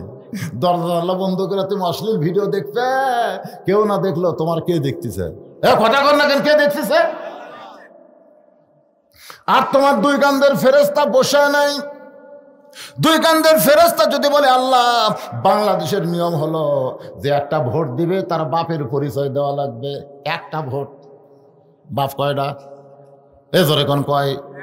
তাহলে একই বাপের বেটা আপনি একটা ভোট দিবেন, আপনি 10টা ভোট যখন দিচ্ছেন তখন আপনার এক বাপ আর নাই, আপনার 10 বাপ হয়ে গেছে। জোরে কোন কথা ঠিক না? তা নাই, ওই অবৈধ জাউরা সন্তান হয়ে গেছে। কথা কন না কেন? দরজা জানলা বন্ধ করে ও কাম করা যাবে না। বর্তমান প্রধানমন্ত্রী 564টা মসজিদ বানাইছে। আমরা অহংকার করে বলতে পারি পৃথিবীর কোন রাষ্ট্রের প্রধানমন্ত্রী এতগুলো মসজিদ তৈরি করে নাই যেটা বাংলাদেশের প্রধানমন্ত্রী করেছে। ধরে ঘন কথা ঠিক কিনা? আপনারা বলেন তো, আমাদের প্রধানমন্ত্রী কোন মসজিদের মধ্যে হানাফি ফতুয়া অনুযায়ী জামাতে নামাজ পড়বার পারবি? দেখছেন? আমাকে হানাফিরা ফতুয়া মারছে, মেয়া মানুষ মসজিদে ঢোকা চলবি না। ধরে কথা কান না কেন? মডেল মসজিদ বানাইছে, এত সুন্দর করে মসজিদ তৈরি করেছে, কিন্তু কয়েকটা মসজিদ আমি নামাজ পড়তে গেলাম, মুসল্লি নাই। আল্লাহ কয় প্রধানমন্ত্রী মসজিদ বানাইলা কিন্তু মুসল্লি বানাইলা না, খালি আইসা দেখো সাইজ হওয়া এখন ঠিক কি না। তুমি যখন চেয়ারে বসেছ, যখন তোমাকে চেয়ার দেওয়া হলো, তখন তোমার ওপর আল্লাহর হুকুম হলো আল্লাযীনা ইম্মাক্কান্নাহুম ফিল আরদ। মুসলমানের মধ্যে কাউকে যখন ক্ষমতা দেওয়া হয়, ক্ষমতার মালিক সেই না, ক্ষমতার মালিক হলো আল্লাহ। ক্ষমতা পাওয়ার পরে তার 1 নম্বর কাজ হচ্ছে আকামুস সালাত, নামাজ কায়েম করা। শুধু মসজিদ বানালে হবে না, মুসল্লি বানান লাগবে। জোরে কোন ঠিক কি না? যদি বর্তমান প্রধানমন্ত্রী আইন করে দেয় এত 100,000 কোটি টাকা খরচ করে মসজিদ বানানো রে, আর মসজিদে মুসল্লি হয় না, পুলিশ মৌলবি ধরার দরকার নাই, জঙ্গি ধরার দরকার নাই। সবচাইতে বড় জঙ্গি, সবচাইতে বড় জিএমবি, সবচাইতে বড় বদমাইশ, সবচাইতে বড় শয়তান হলো মসজিদে আযান দেওয়ার পরে মুসলমান দাবি করা যারা মসজিদের বাইরে ঘরে, এরা হলো সবচাইতে বড় জিএমবি। সবচেয়ে বড় সন্ত্রাসী। কথা কন না কেন? আজান দেওয়ার পরে যারা বেড়া ঘুরবি, ওরকে ওই মডেল মসজিদের কাছে একটা বড় ঘর বানানো লাগবি। ওই ঘরের নাম হলো রিমান্ডের ঘর। ধরে কন কিসের ঘর? ধরে নিয়ে যায় পাশার কাপড় খুলে পাশার চামড়ার উপরে, কাপড়ের উপর মারা হবে না, চামড়ার উপরে 10টা করে বাড়ি। ধরে কন কয়টা করে বাড়ি? প্রতি ওয়াক্ত 10টা। এই বাড়াবাড়ি যদি শুরু হয়, আপনারা বলেন তো মুসল্লির জন্য ওয়াজ করা লাগবে। 1 নম্বর কিন্তু নামাজের ওয়াজ আমি করতেছি এ পর্যন্ত। 1 নম্বর কি? নামাজ সম্পর্কে আলোচনা করতেছি। 2 নম্বর হলো অনুসুখী। 2 নম্বর মানে কুরবানি। ধরে কোন 2 নম্বর কি? এই কুরবানি কার জন্যে? আল্লাহর জন্যে।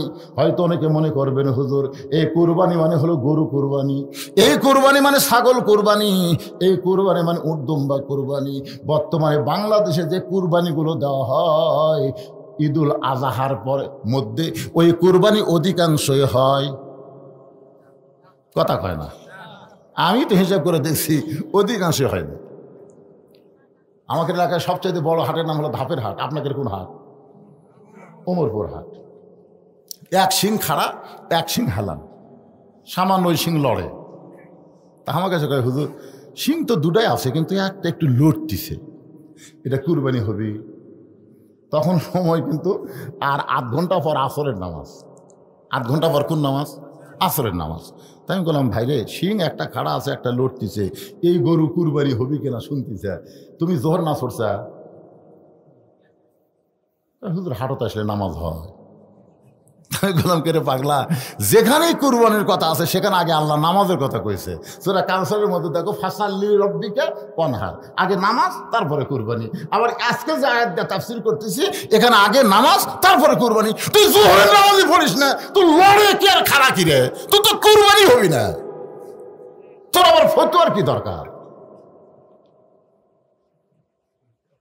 যাই নামাজ পড়ে না তার সঙ্গে তার কুরবানি হবে? কথা বল না কেন? 2 জন মিলে কুরবানি দিচ্ছে, একজন নামাজে একজন বেনামাজি। আল্লাহ রাসূলের ফতোয়া অনুযায়ী তারও কুরবানি হবে। 7 জন মিলে দিচ্ছে। উমরপুরে সবচাইতে বড় মোটা তাদের আড়িয়া কিনতেছে, কিন্তু 7 জনের মধ্যে 6 জন হলো হালালু আর 1 জন হলো সুদারু। তাহলে বলেন তো কুরবানি হবে? তার মানে বাংলাদেশের অধিকাংশ লোকেরই কুরবানি হচ্ছে না। আবার কুরবানির গোশত দেওয়ার সময় অনেকে বলে হুজুর কেউ যদি মনে করে 1 লাখ খামো, এখন আবার টিভিতে ফতোয়া দিচ্ছে, কেউ যদি মনে করে যে আমার কুরবানির গোশত আমি 1 লাখ খাওয়ার পারবো, তো খায়। কুরবানি কার জন্য? নিজের জন্য না আল্লাহর জন্য? তো আল্লাহর জন্য তুমি কুরবানি দিবে। কুরবানি শব্দের অর্থ হলো ত্যাগ করা, কুরবানির শব্দের অর্থ হলো উৎসর্গ করা। তুমি যদি গরিবের অংশ গরিবদের না দিয়ে 1 লাখ খাও, মনে করো গোস্তর দাম বেশি, বাইরে ফ্রিজ কিনেছি, কিসের হাত আন্দাজে ভাগ করে দিয়ে দিলে খাই না, সেটা দিয়ে দিই যা। এখানে যেই কুরবানির কথা বলা হচ্ছে সেই কুরবানি সম্পর্কে ছোট্ট একটা ঘটনা বলি। একজনের নাম হলো মুআজ আর একজনের নাম হলো মুআওয়াজ। 2টা বাচ্চা নবীর কাছে গিয়ে বলতেছে ইয়া রাসূলুল্লাহ, আল্লাহর জন্য আমরা 2 ভাই কুরবানি হওয়ার চাই। হুজুর সামনে যুদ্ধ হবে, সেই যুদ্ধে আমাদেরকে আপনি সৈনিক বানায় নেবেন, আমরা আল্লাহর জন্য নিজের জীবনকে কুরবানি করতে চাই। আল্লাহ রাসূল বললেন কুরবানি হওয়ার মতন তোমাকে বয়স হয় নাই, কারণ গরুরও বয়স আছে, উটেরও বয়স আছে, আবার ছাগলেরও বয়স আছে, যেরকম আছে না নাই? তোমাদের 2 ভাইয়ের তো কুরবানির বয়স হয় নাই। মুআজ বলতেছে ইয়া রাসূলুল্লাহ, আমার বয়স হয়েছে, আমার চেহারা দেখে আপনি কি মনে করেন? আল্লাহ রাসূল বলেন বয়সের দাবি করলে আমি বুঝবার পারবো না, কিন্তু মাফে 5 ফুট 2 ইঞ্চি হওয়া লাগবে।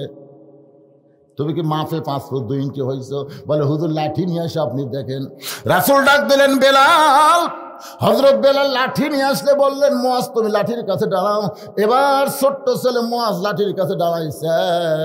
নবী তাকায় দেখি লাঠির মাথা আর মুআজের মাথা এক হয়ে গেছে।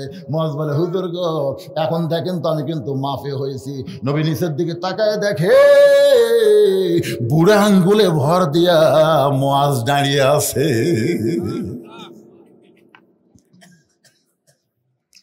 রাসূল বললেন মুআজ রে,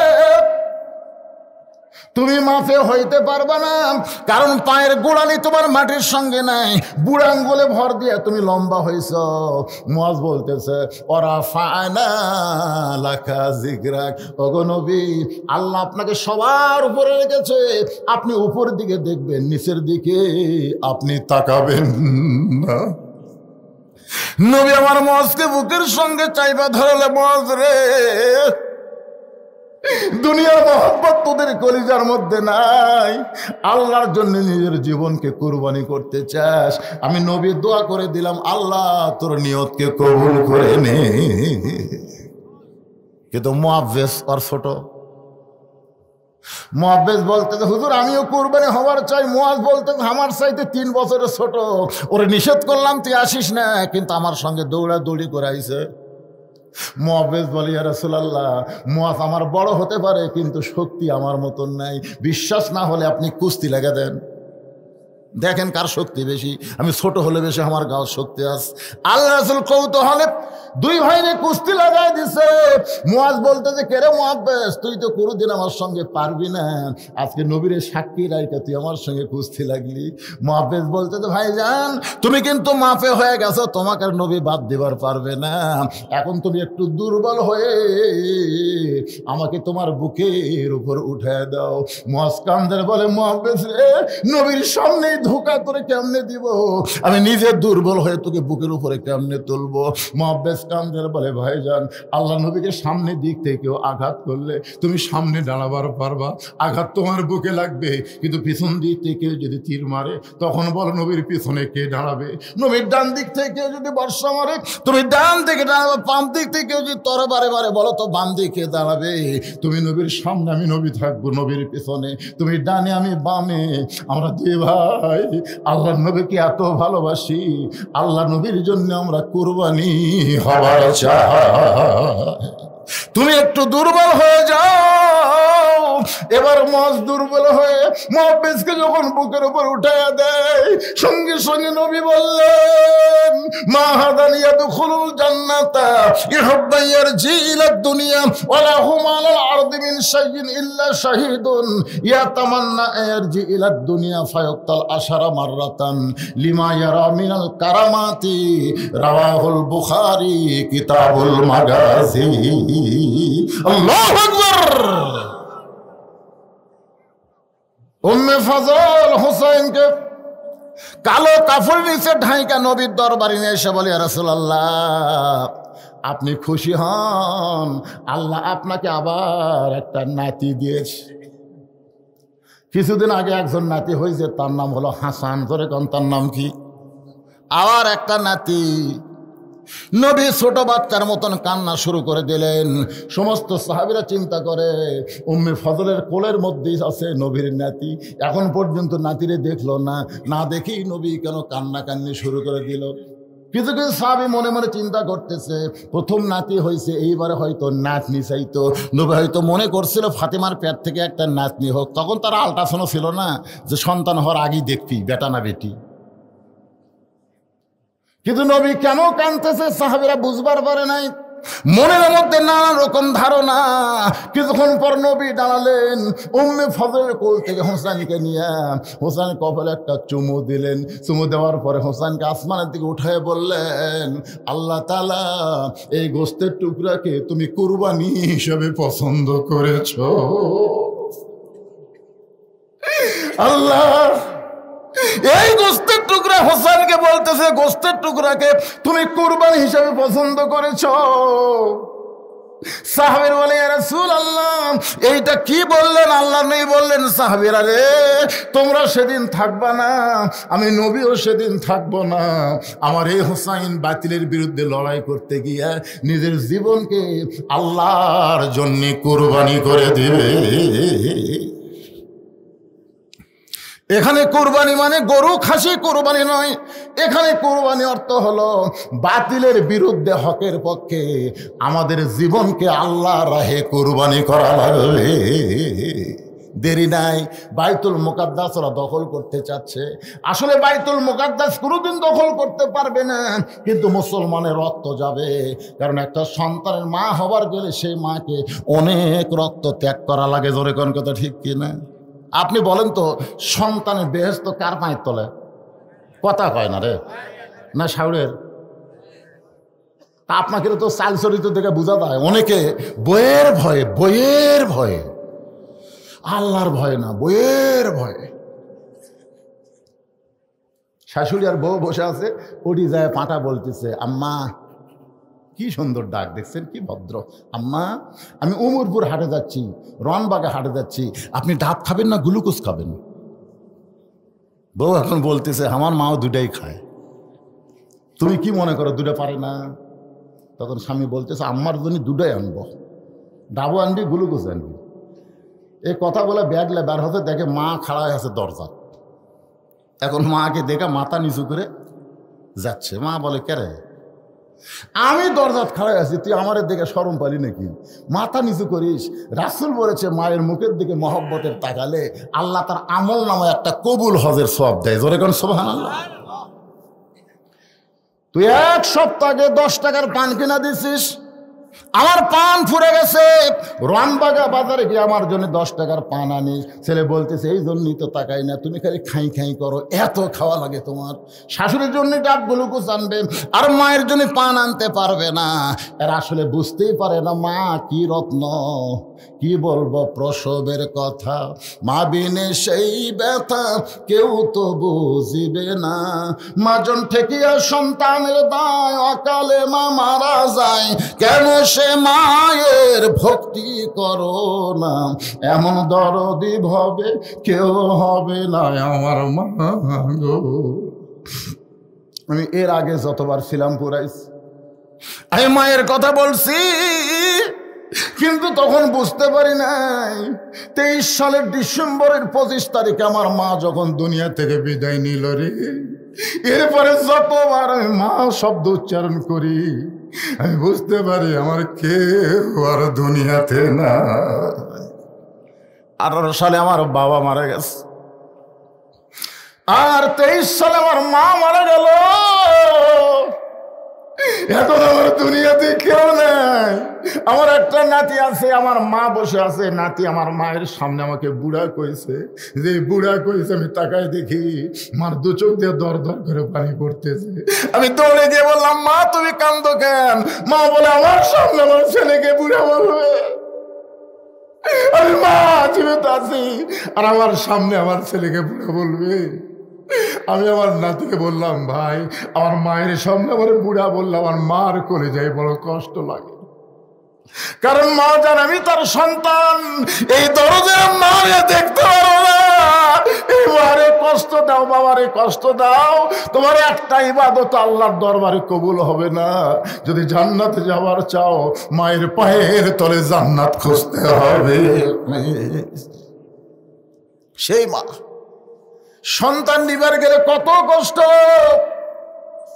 আগে রক্তের বন্যা বই, সন্তানকে যখন টেনে টেনে বের করতেছে, মায়ের রক্ত দিয়া ঘরের মাজা ভিজা যায়। মা মরে যাবে, গলার দড়ি দিবে, বিষ খাবে। এই প্রসব বেদনা সহ্য করতে পারে না। দাদি নানি ঠান্ডা পানির মধ্যে কাপড় ভেজায় কপালে দিয়ে বলে, কান্দিস না রে, কান্দিস না, মা হবি। মা হবার গেলে এমন কষ্ট তোকে সহ্য করা লাগবে, একটু ধৈর্য ধর। মা দাঁতের উপর দাঁত ধৈর্য ধরেছে। অনেক রক্তের পরে সন্তান দুনিয়াতে আইছে। ওই সন্তান গোসল করে যখন মায়ের বুকের উপরে দেয়, মা জিহ্বা বের করে সন্তানকে মুখের কাছে নিয়ে চুমা খায়। দাদি নানি তিরস্কার করে বলে, এর জন্য গলার দড়ি দিবার চাইলি, বিষ খাবার চাইলি, তারে আবার চুমা খাস কেন? মা বলে, রক্তের বিনিময়ে এমন কলিজার টুকরা আমি বুকের উপর পাবো, এটা কখনোই কল্পনা করিনি। আজকে যদি ফিলিস্তিনের মুসলমান রক্ত না দেয়, পৃথিবীর মুসলমান যদি রক্ত না দেয়, তাহলে বাইতুল মুকাদ্দাস মুসলমানের বিজয় হবে না। অবশ্যই মুসলমান জীবন দিবে, বাইতুল মুকাদ্দাস ইহুদি কোনোদিন দখল নিবার পারবে না। ওই বাইতুল মুকাদ্দাসের ভিতর দিয়ে ইমাম মেহেদী আলাইহিস সালামকে আল্লাহ পাঠাবে। ওখান থেকে ঈসা আলাইহিস সালাম আসবে দুনিয়ায়, আমাদেরকে জীবন দেওয়ার মতো মতন, হকের পক্ষে কুরবানি দেওয়ার মতন ইমান তৈরি করা লাগবে ভাই। আর সময় নাই। বাংলাদেশের পরিবেশ পরিস্থিতি দেখেই বোঝা যায় মানুষ কিন্তু আজরাইল ধরার চিন্তা করে না, পুলিশ ধরার চিন্তা করে। যখন মুসলমানের কলিজা থেকে আজরাইল ধরার চিন্তা চলে যাবে, পুলিশ ধরার চিন্তা হবে, তখন বুঝবেন সে মুসলমান নাম নিয়ে আছে কিন্তু আল্লাহর জন্য নিজের জীবন কুরবানি দিবার পারবে না। এই জীবনের মালিক কে? মৃত্যুর মালিক কে? এখানে 4টা বিষয় আর 5টা দলের জন্য আল্লাহর জান্নাত আশা করে আছে। তার মধ্যে 1 নম্বর দল হলো তালিয়াল কোরআন, যারা কোরআনের দল করবে। শুধু কোরআনের ওয়াজ শুনলে হবে না, এই কোরআনের দল করা লাগবে। কারা কারা কোরআনের দল করবেন? 2 হাত তোলা, আল্লাহকে একটু দেখান তো দেখি। লিল্লাহু আকবার। হাতকে করতেছেন, টান করে তোলেন তো। আল্লাহ কবুল করুক, জোরে কোন আমিন। এটাকে আমার কথা বলতেছি, রাসূলের হাদিস। 5টা দলের জন্য আল্লাহর জান্নাত আশা করে আছে। 2 নম্বর হলো হাফিজুল লিসান, যারা নিজের জবানকে সংযত রাখবে, অনর্থক অহেতুক কথা বলবে না, কারো গীবত শিকায়ত করবে না, নিজের জবানকে সবসময় আল্লাহর জিকিরে ফিকিরে রাখবে। এই দলের জন্য আল্লাহর জান্নাত আশা করে আছে। 3 নম্বর হলো মুতাইমুল জাইয়ান, যারা ক্ষুধার্তকে অন্ন দান করে, যারা ক্ষুধার্ত খায় না, আশেপাশে গরিব গুরবা তাকায় দেখে তারপরে খায়, এদের জন্য আল্লাহর জান্নাত আশা করে আছে। 4 নম্বর হলো মুকসিল উরিয়ান, যারা বস্ত্রহীনদেরকে বস্ত্র দান করে, আল্লাহর জান্নাত তাদের জন্য আশা করে আছে। আমরা এই 4-5টা দলের মধ্যে অন্তর্ভুক্ত হওয়ার চাইলে আমি আপনাদের জোর জবস্তি করব না। আপনাদের কাছে একটু রুমাল যাবে, চাদর যাবে। আমি কল্পনাই করিনি ঠান্ডার মধ্যে আপনারা এত লং টাইম আলোচনা শুনবেন, কিন্তু আপনাদের বসার সাইজ ভালো। আর আমি এখানে প্রত্যেকবার আসি, আসার পরে আপনার খামও চিনেছি, আপনারা আমাকে চিনেছেন। ধরে কোন কথা ঠিক কিনা? আপনারা জানেন যে হুজুর একটা ওয়াজ করবে আর কি। মনে করছিলাম 12টার মধ্যে কমপ্লিট করব, কিন্তু আমার উঠতে একটু দেরি হলো, যার কারণে ভাই 12টা 20 বেজে গেছে। আপনার কাছে একটু রুমাল যাবে, চাদর যাবে। এই যে ভিজা চোখ নিয়ে আল্লাহর ঘরকে মহব্বত করে, মসজিদকে মহব্বত করে আপনারা যা পারবেন, জোর জবস্তি নেই। কেউ যদি মনে করেন হুজুর আমি গামছা চাদরে না দিয়ে আপনার হাতে 10,000 টাকা দেবো, 5,000 টাকা দেবো, 2,000 টাকা দেবো, দিতে পারেন। আর গামছা চাদরের মধ্যে দিবেন। মাত্র 10 মিনিটের মধ্যে আমি আলোচনা কমপ্লিট, এই আদায় কমপ্লিট করে আমি আপনাদের মোনাজাত করবো। তাবারক হয়ে গেছে। এই ঠান্ডার দিনে আবার ঠান্ডা তাবারক খাওয়া খুব কষ্ট। প্রত্যেকটা মাহফিলে আমি তো পাগল হয়ে যাচ্ছি বাদান তোমার এই অবস্থা দেখে। প্রত্যেকটা মাহফিলে প্রথম দান এ ছেলেটা করে। আল্লাহ তার মিডিয়াকে বরকতের জন্যে কবুল করো, জোরে কোন আমিন। এবং ইসলামের একজন একানিষ্ঠ খাদেম হিসাবে এই ছেলেকে আল্লাহ কবুল করুক, জোরে কোন আমিন। গতকালের মাহফিলও দিচ্ছে, আজকের মাহফিলও দিচ্ছে, সব জায়গায় ও দৌড়ে এসে 500 টাকা দেয়। আল্লাহ তার এই প্রথম দানকে তুমি জান্নাতের বিনিময়ে কবুল করো আল্লাহ। চেয়ারম্যান সাহেব দিয়ে গেছে 4,000 টাকা। চেয়ারম্যান 4,000 কি হয়ে দিল? 5,000 টাকা নিয়ে ফেললেন না? যাক আলহামদুলিল্লাহ, তাও তো দিছে। অনেকে বাকি দিয়ে চলে যায়, তুলবার গেলে ঠেলা আছে। এক মেম্বার সাহেব উনি 2,000 টাকা দান করেছে। আল্লাহ চেয়ারম্যান মেম্বারের দানকে আল্লাহ আপনি কবুল করেন, আল্লাহুম্মা আমিন। কে জামাইয়ের নাম কও? এই গ্রামের জামাই জাকির হোসেন 2,000 টাকা আল্লাহর ঘরের জন্য করছে দান। আল্লাহ তার দানকে কবুল করেন। আল্লাহ নেক নিয়ত থেকে আশা পড়া করেন, জোরে করেন আমিন। এইরকম শোনার পরেও যদি মন না গলে, যদি টাকা না বের হয়, তাহলে কখন বের হবে আপনাকে? কে গামছা চাদরের ভিতর ঢোকে না কেন? আমাকে আগেই বলা হয়েছে হুজুর মোটামুটি আদায় আমরা আগেই করছি, দরকার নাই, আপনি বেশি চাপাচাপি করবেন। আমি তো চাপাচাপি করতেছি না, যাই যা পারবে না। যে 500 টাকা একজন আল্লাহর পাগল যে নিয়তে দান করলো, আল্লাহ তোমার ঘরে আল্লাহ নেক নিয়ত নেক আশাকে তুমি কবুল করো, জোরে কোন আমিন। কবুল করো, কবুল করো মোদের কামনা, দানকারীকে দিবেন জান্নাত, আল্লাহ নিরাশ করবেন না। দোয়া করদম, দোয়া করদম বাদার গাহে এলাহি, হায়াত দৌলত এলমে দারাজ। বাচ্চায় তোমাকে আদায় করে কইছে, তখন বসে আছে, শুরু করো। আরো 2জন, একজন না আরো 2জন ডানার একজন। হ্যাঁ দেন, আপনার যে যা পারবেন, যে যা পারবেন আল্লাহর রাস্তায় দেন। দেন ভাই, যেটাই দিবেন এটাই আল্লাহর রাস্তায় কুরবানি হবে। কুরবানি পকেট থেকে টাকা বার করে গামছার মধ্যে দেওয়া হলো সবচেয়ে বড় কুরবানি। এই টাকাই যদি আপনি দিবার না পারেন তাহলে জীবন তো আপনি দিবার পারবেন না, কারণ জীবনকে সাজানোর জন্যই তো মানুষ টাকা রাখে। নাম কি বাবা? শিবলু। 1000 টাকা করছে দান, আল্লাহ শিবলুর দানকে আল্লাহ আপনি কবুল করেন, আল্লাহুম্মা আমিন। কি নাম বাবা জানেন? ইয়াকুব মারা গেছে রুহের মাগফিরাতে। 1000 টাকা করছে দান। আমরা দোয়া করি গভীর রাত্রে, শীতের রাত্রে, ইয়াকুবের কবরকে আল্লাহ জান্নাতের টুকরা বানায় দেন, জোরে কোন আমিন। আপনারা কি বাকি নেবেন নাকি? এই দে বাকি নেবেন তো, বাকি কি ধান টান নেবেন? হ্যাঁ যাই যে বাকি এখানে কাগজ কলম নিয়ে বসে গেছে। যদি কেউ বাকি দিবার চান যে হুজুর এখন টাকা নাই, ঈদ ধান হলে আমি 2 মণ ধান দিব আল্লাহর ঘরে, তাহলে এখানে লিখে দেবার পারেন। আল্লাহ তোমার আর একজন বান্দা 100 টাকা দান করেছে। কি নাম? মোহাম্মদ শহীদুল ইসলাম। লিল্লাহু আকবার। as-সাদকাতু তারুদ্দুল বালা। দান সাদকা করলে ধানের উপর যে বালা মুসিবত আছে না নাই? এই দেখেন ঈদ ধান এখন লাগাবে, তাতে যে শীত শুরু আছে, না রে এই শীতের মধ্যে তো ধান লাগালে খালি ওই যে গোছ দিবে না গোছই থাকবি, ওটা কবি না, হয়তো কিছুদিন পরে যা দেখুন 17 লাগাল মরে গেছে। ঠিক কিনা বলেন? তা আপনি যদি 1 মণ ধান দিবার চাইলেন, কোত্থেকে দিবেন? যখনই দিবার চাইছেন তখন আল্লাহ জানে এর উপরে কোনো বালা মুসিবত দেওয়া হবে না, আবারটা যেন সুন্দরভাবে হয়, সেখান থেকে আল্লাহকে যেন 1 মণ দিবার পারে, যেরকম আমিন। আপনারা নিয়ত করেন ভাই, বেশি করে দেওয়ার মালিক তো আল্লাহ।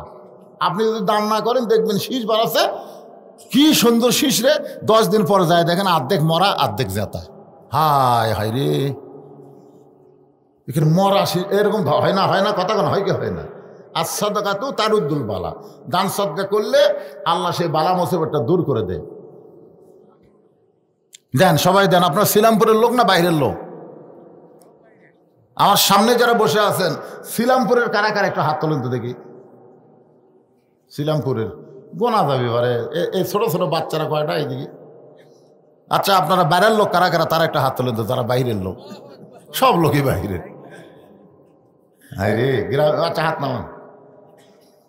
তো বাহির থেকে আপনারা অবশ্যই এই গ্রামের কেউ না হন, হয়তো আত্মীয় স্বজন হতে পারেন, 1 মণ 2 মণ করে ধান লেগে দেন, কি আছে আল্লাহর ঘরের জন্য দেন, সবাই দেন। লা ইলাহা ইল্লাল্লাহ, লা ইলাহা, লা ইলাহা ইল্লাল্লাহু মুহাম্মাদুর রাসূলুল্লাহ। মসজিদের সভাপতি, সেক্রেটারি, কেশিয়ার, সদস্য, মুসল্লি সবাই দিছে, তাই না? সবাই দিছে? হ্যাঁ হয়ে গেছে তো, খামা খাইতে আবার চাপ দেশ। মাশাআল্লাহ। আসলে মসজিদের দান, মাদ্রাসার দান, গোরস্থানের দান, এগুলা আদায় করার যায় আমি বুঝবার পারি। মসজিদের আদায় আগেই করা লাগে, কারণ মসজিদ যদি আপনি 3 শেড ভাঙ্গা 7 ঢালাই দিবার চান, 1 তলা ভাঙ্গা 2 তলা করবার চান, তখন কিন্তু বাইরের লোকের টাকাতে খুব বেশি হলে শর্ট কেনা যাবে। ধরে কারণ কি কেনা যাবে? এই যে টাকা এরা তুলে আনতেছে, আপনি পারলে গোটা দিয়ে শর্ট কিনে পারবেন, এই টাকাতে কিন্তু মসজিদ হবে না। এই জন্য মসজিদের দান গ্রামের লোকেরাই দিতে হবে। মাদ্রাসার দান আশেপাশের গ্রাম থেকেও দেয়, কারণ সব গ্রামে তো মাদ্রাসা নাই, এই জন্য সব গ্রাম লোক আসে মাদ্রাসা নিজের মনে করে দিয়ে দেয়। আর মসজিদ মনে করে এটা তো হামাকের মসজিদ, ওরকে মসজিদ, এই জন্যে। মাশাআল্লাহ। কি নাম ভাই? এই গ্রামে বাড়ি? এই তো আমি বললাম না, কেউ না কেউ হন আপনারা। বোরহানউদ্দিন 1 মণ ধান দান করছে, আল্লাহ বোরহানের দানকে আল্লাহ কবুল করেন। এই গ্রামের বিআই, কি নাম করলো, মজনু সাহেব নাকি, 1000 টাকা দান করেছে, আল্লাহ দানকে কবুল করেন। আল্লাহ নেক নিয়ত নেক আশা পড়া, আল্লাহুম্মা আমিন। কবুল করো, কবুল করো। জি আব্দুল সাত্তার 1 মণ ধান দান করলো, আব্দুল সাত্তারের দানকে আল্লাহ কবুল করেন, আল্লাহ আমাদের মধ্যে বরকত দিয়ে দেন, জোরে কোন আমিন। বাবা অসুস্থ, বাবা সুস্থতার জন্য ছেলে দান করে দিল, আল্লাহ বাবাকে আপনি সুস্থ করে দেন, জোরে কোন আমিন। এই দোয়াটা আমিন কর পারবেন আপনারা? মন খারাপ করে বলতেছে গতকাল আমার বাবা স্ট্রোক করছে, আরে আমরা দোয়া করে দিই আল্লাহ তার বাবাকে পুরোপুরি সুস্থতা দান করুক, জোরে কোন আমিন। এরকম যারা অসুস্থ, বিপদে আছেন, মুসিবতে আছেন, একটু নিয়ত করেন আবাদকে ভালো করার জন্য, আল্লাহর পক্ষ থেকে রেজেক পাওয়ার জন্য একটু নিয়ত করেন। 2-1 মণ ধান নিয়ত করে দেন, আল্লাহর রাস্তায় দেন। এখানে না গুনে টোপলা করে নিয়ে যান, এই টাকা গোনার দিকে সব খেয়াল করবি। এটা একটা টোপলা করে সব ঝাল লোক একটা ব্যাগের মধ্যে নাও। বাবা যারা পিছনে দাঁড়িয়ে আছেন সবাই বসেন, বাবা সবাই বসেন। লা ইলাহা ইল্লাল্লাহ, লা ইলাহা ইল্লাল্লাহ, জোরে লা ইলাহা, লা ইলাহা ইল্লাল্লাহ মুহাম্মাদুর রাসূলুল্লাহ সাল্লাল্লাহু আলাইহি ওয়াসাল্লাম। আমার সভাপতি, আপনি কিছু বলবেন? হ্যাঁ, আমার কিছু ওয়াজ বাকি আছে, উনি বলার পরে আমি এই কথাগুলো বলে শেষ করে মনোবাদ করবো। কিছু কথা বাকি আছে, আপনাদের মনে না থাকলে আমার আছে। রনবাগার আব্দুল গফফার সাহেব আবু বকর 1000 টাকা দান করেছে, আল্লাহ তার দানকে কবুল করেন। আল্লাহ নেক নিয়ত নেক আশা পড়ে। এই মাইকওয়ালা ভাই কোথায় গেল রে? দাও সভাপতি সাহেবের বক্তব্যের পরে আমার কিছু কথা আছে, এই কথাগুলো বলবো। মাগরিবের নামাজের পরে কেন সুন্নত নফল নাই, ফজরের নামাজের পরে কেন সুন্নত নফল নাই, শর্টকাটে কথা বলি শেষ করবো। না আগে কথাটা শেষ করবো। আচ্ছা, প্রশ্ন উত্তর পরে হবে। দাও কি প্রশ্ন বাবা কো? ও আচ্ছা, আসরের নামাজের পরে জানাজা হবে না? না, ও আসরের নামাজ জানাজা হবে। জানাজার তো শেষ দান, আমি কিন্তু শেষ দার কথা বলছি না। জানাজা নামাজ না, জানাজা হলো দোয়া। জানাজা রুকু নাই, শেষ দাও নাই। আমি বলেছি আসরের নামাজের পরে সূর্য অস্ত যাওয়ার আগে কোনো শেষ দা চলবে না। আমি তাই করি না, কাজা আসর আগে পড়লে। জি জি। আসসালামু আলাইকুম।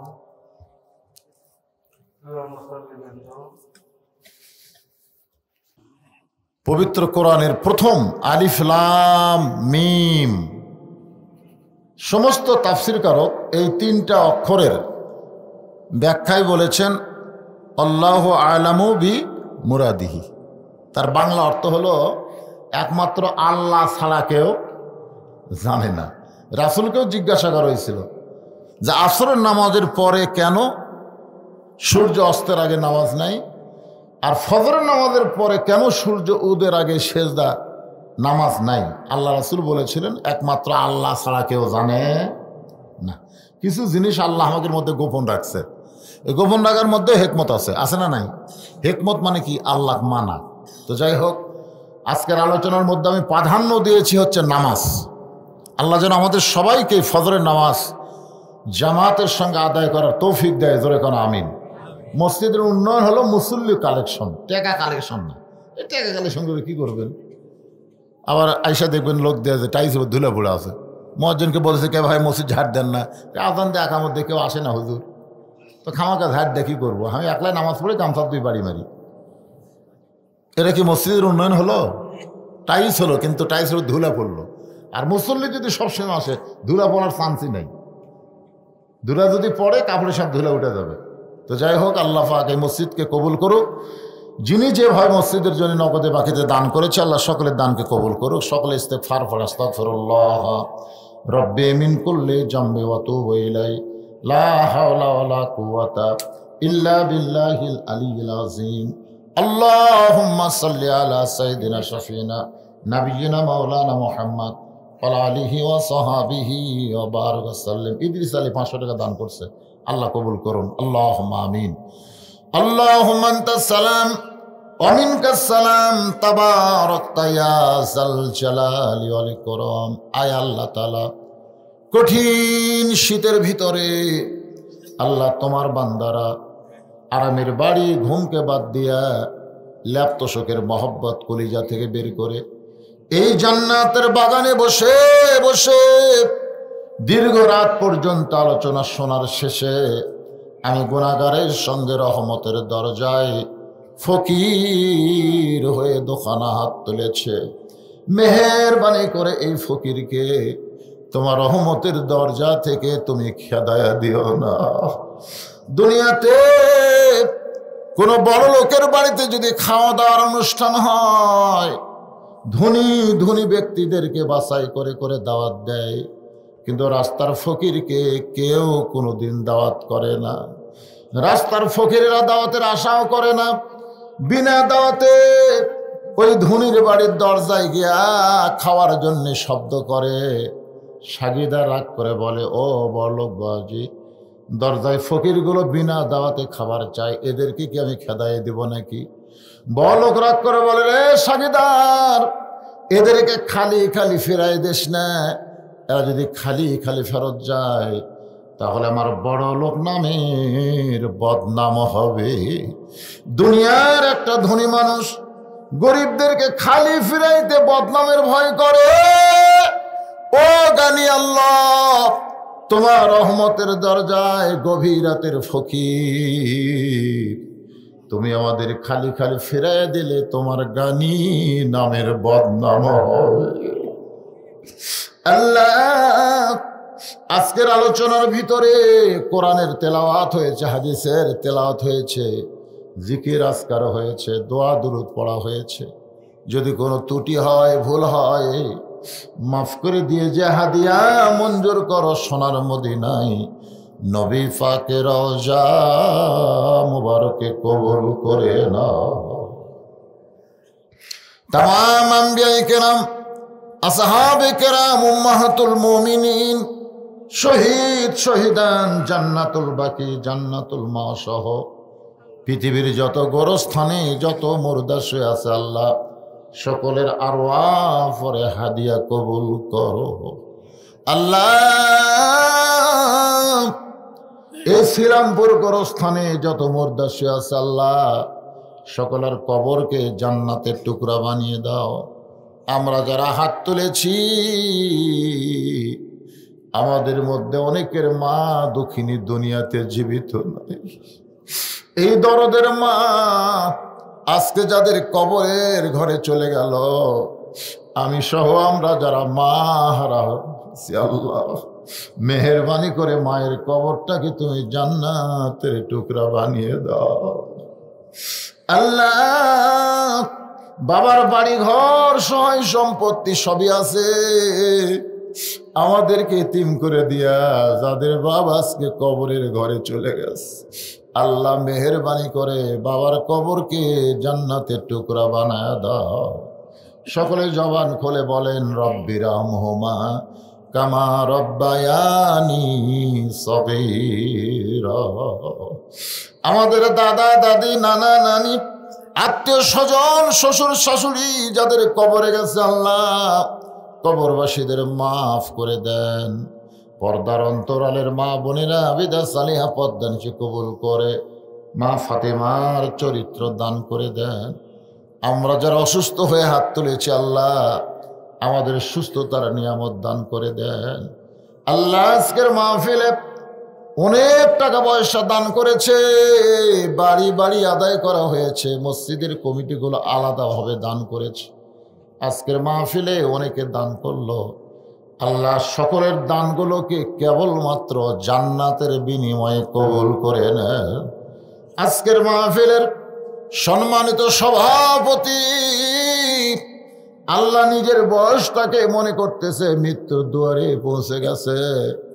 আল্লাহ নিজে নিজে নিজকে যখন মৃত্যুর দরজায় দাঁড় করিয়ে দেয়, ওই মানুষটাকে রাসূল বলেছেন আল্লাহ ইমানের সঙ্গে কবুল করে নেয়। আল্লাহ গো, আমরা কেউ কখন মরবো জানি না, তবে তোমার দরবার করি আজকের মাহফিলের সম্মানিত সভাপতিকে তুমি হায়াতে তাইবা শফে কুল্লিয়া দান করে দাও। আল্লাহ তোমার পথের জন্য তাকে তুমি কবুল করে নাও। আসমানের বেলা আসমানে উঠা, জমিনের বেলা জমিনে তার জন্য তুমি ডাবায়া দাও। আল্লাহ মসজিদ কমিটির সভাপতি, মসজিদ কমিটির সহসভাপতি, সেক্রেটারি, কেশিয়ার, মসজিদের ইমাম, মসজিদের খতিব, মসজিদের মুসল্লি, তোমার ঘর মসজিদের যারা মহব্বতকারী, আল্লাহ সকলকেই তুমি কবুল করে নাও। আল্লাহ তোমার শ্রীরামপুরে তুমি প্রতি বছর কোরআনের জন্যে, দোয়ার জন্যে এমন একটা মাহফিল করার তৌফিক দিয়া দিও। আল্লাহ, আমি কি দোয়া করব মাবুদ? তোমার আসমানের নিচে জমিনের উপরে আমার চাইতে গুনাহগার আর কে আছে? এতগুলো মানুষের মধ্যে যার দুই কানা তোমার পছন্দ হয়, সেই দুইটা হাতের ওসিলায় আজকের মাহফিল তুমি কবুল করে নাও। ফিলিস্তিন মুসলমানের জন্য আমরা কি দিব আল্লাহ?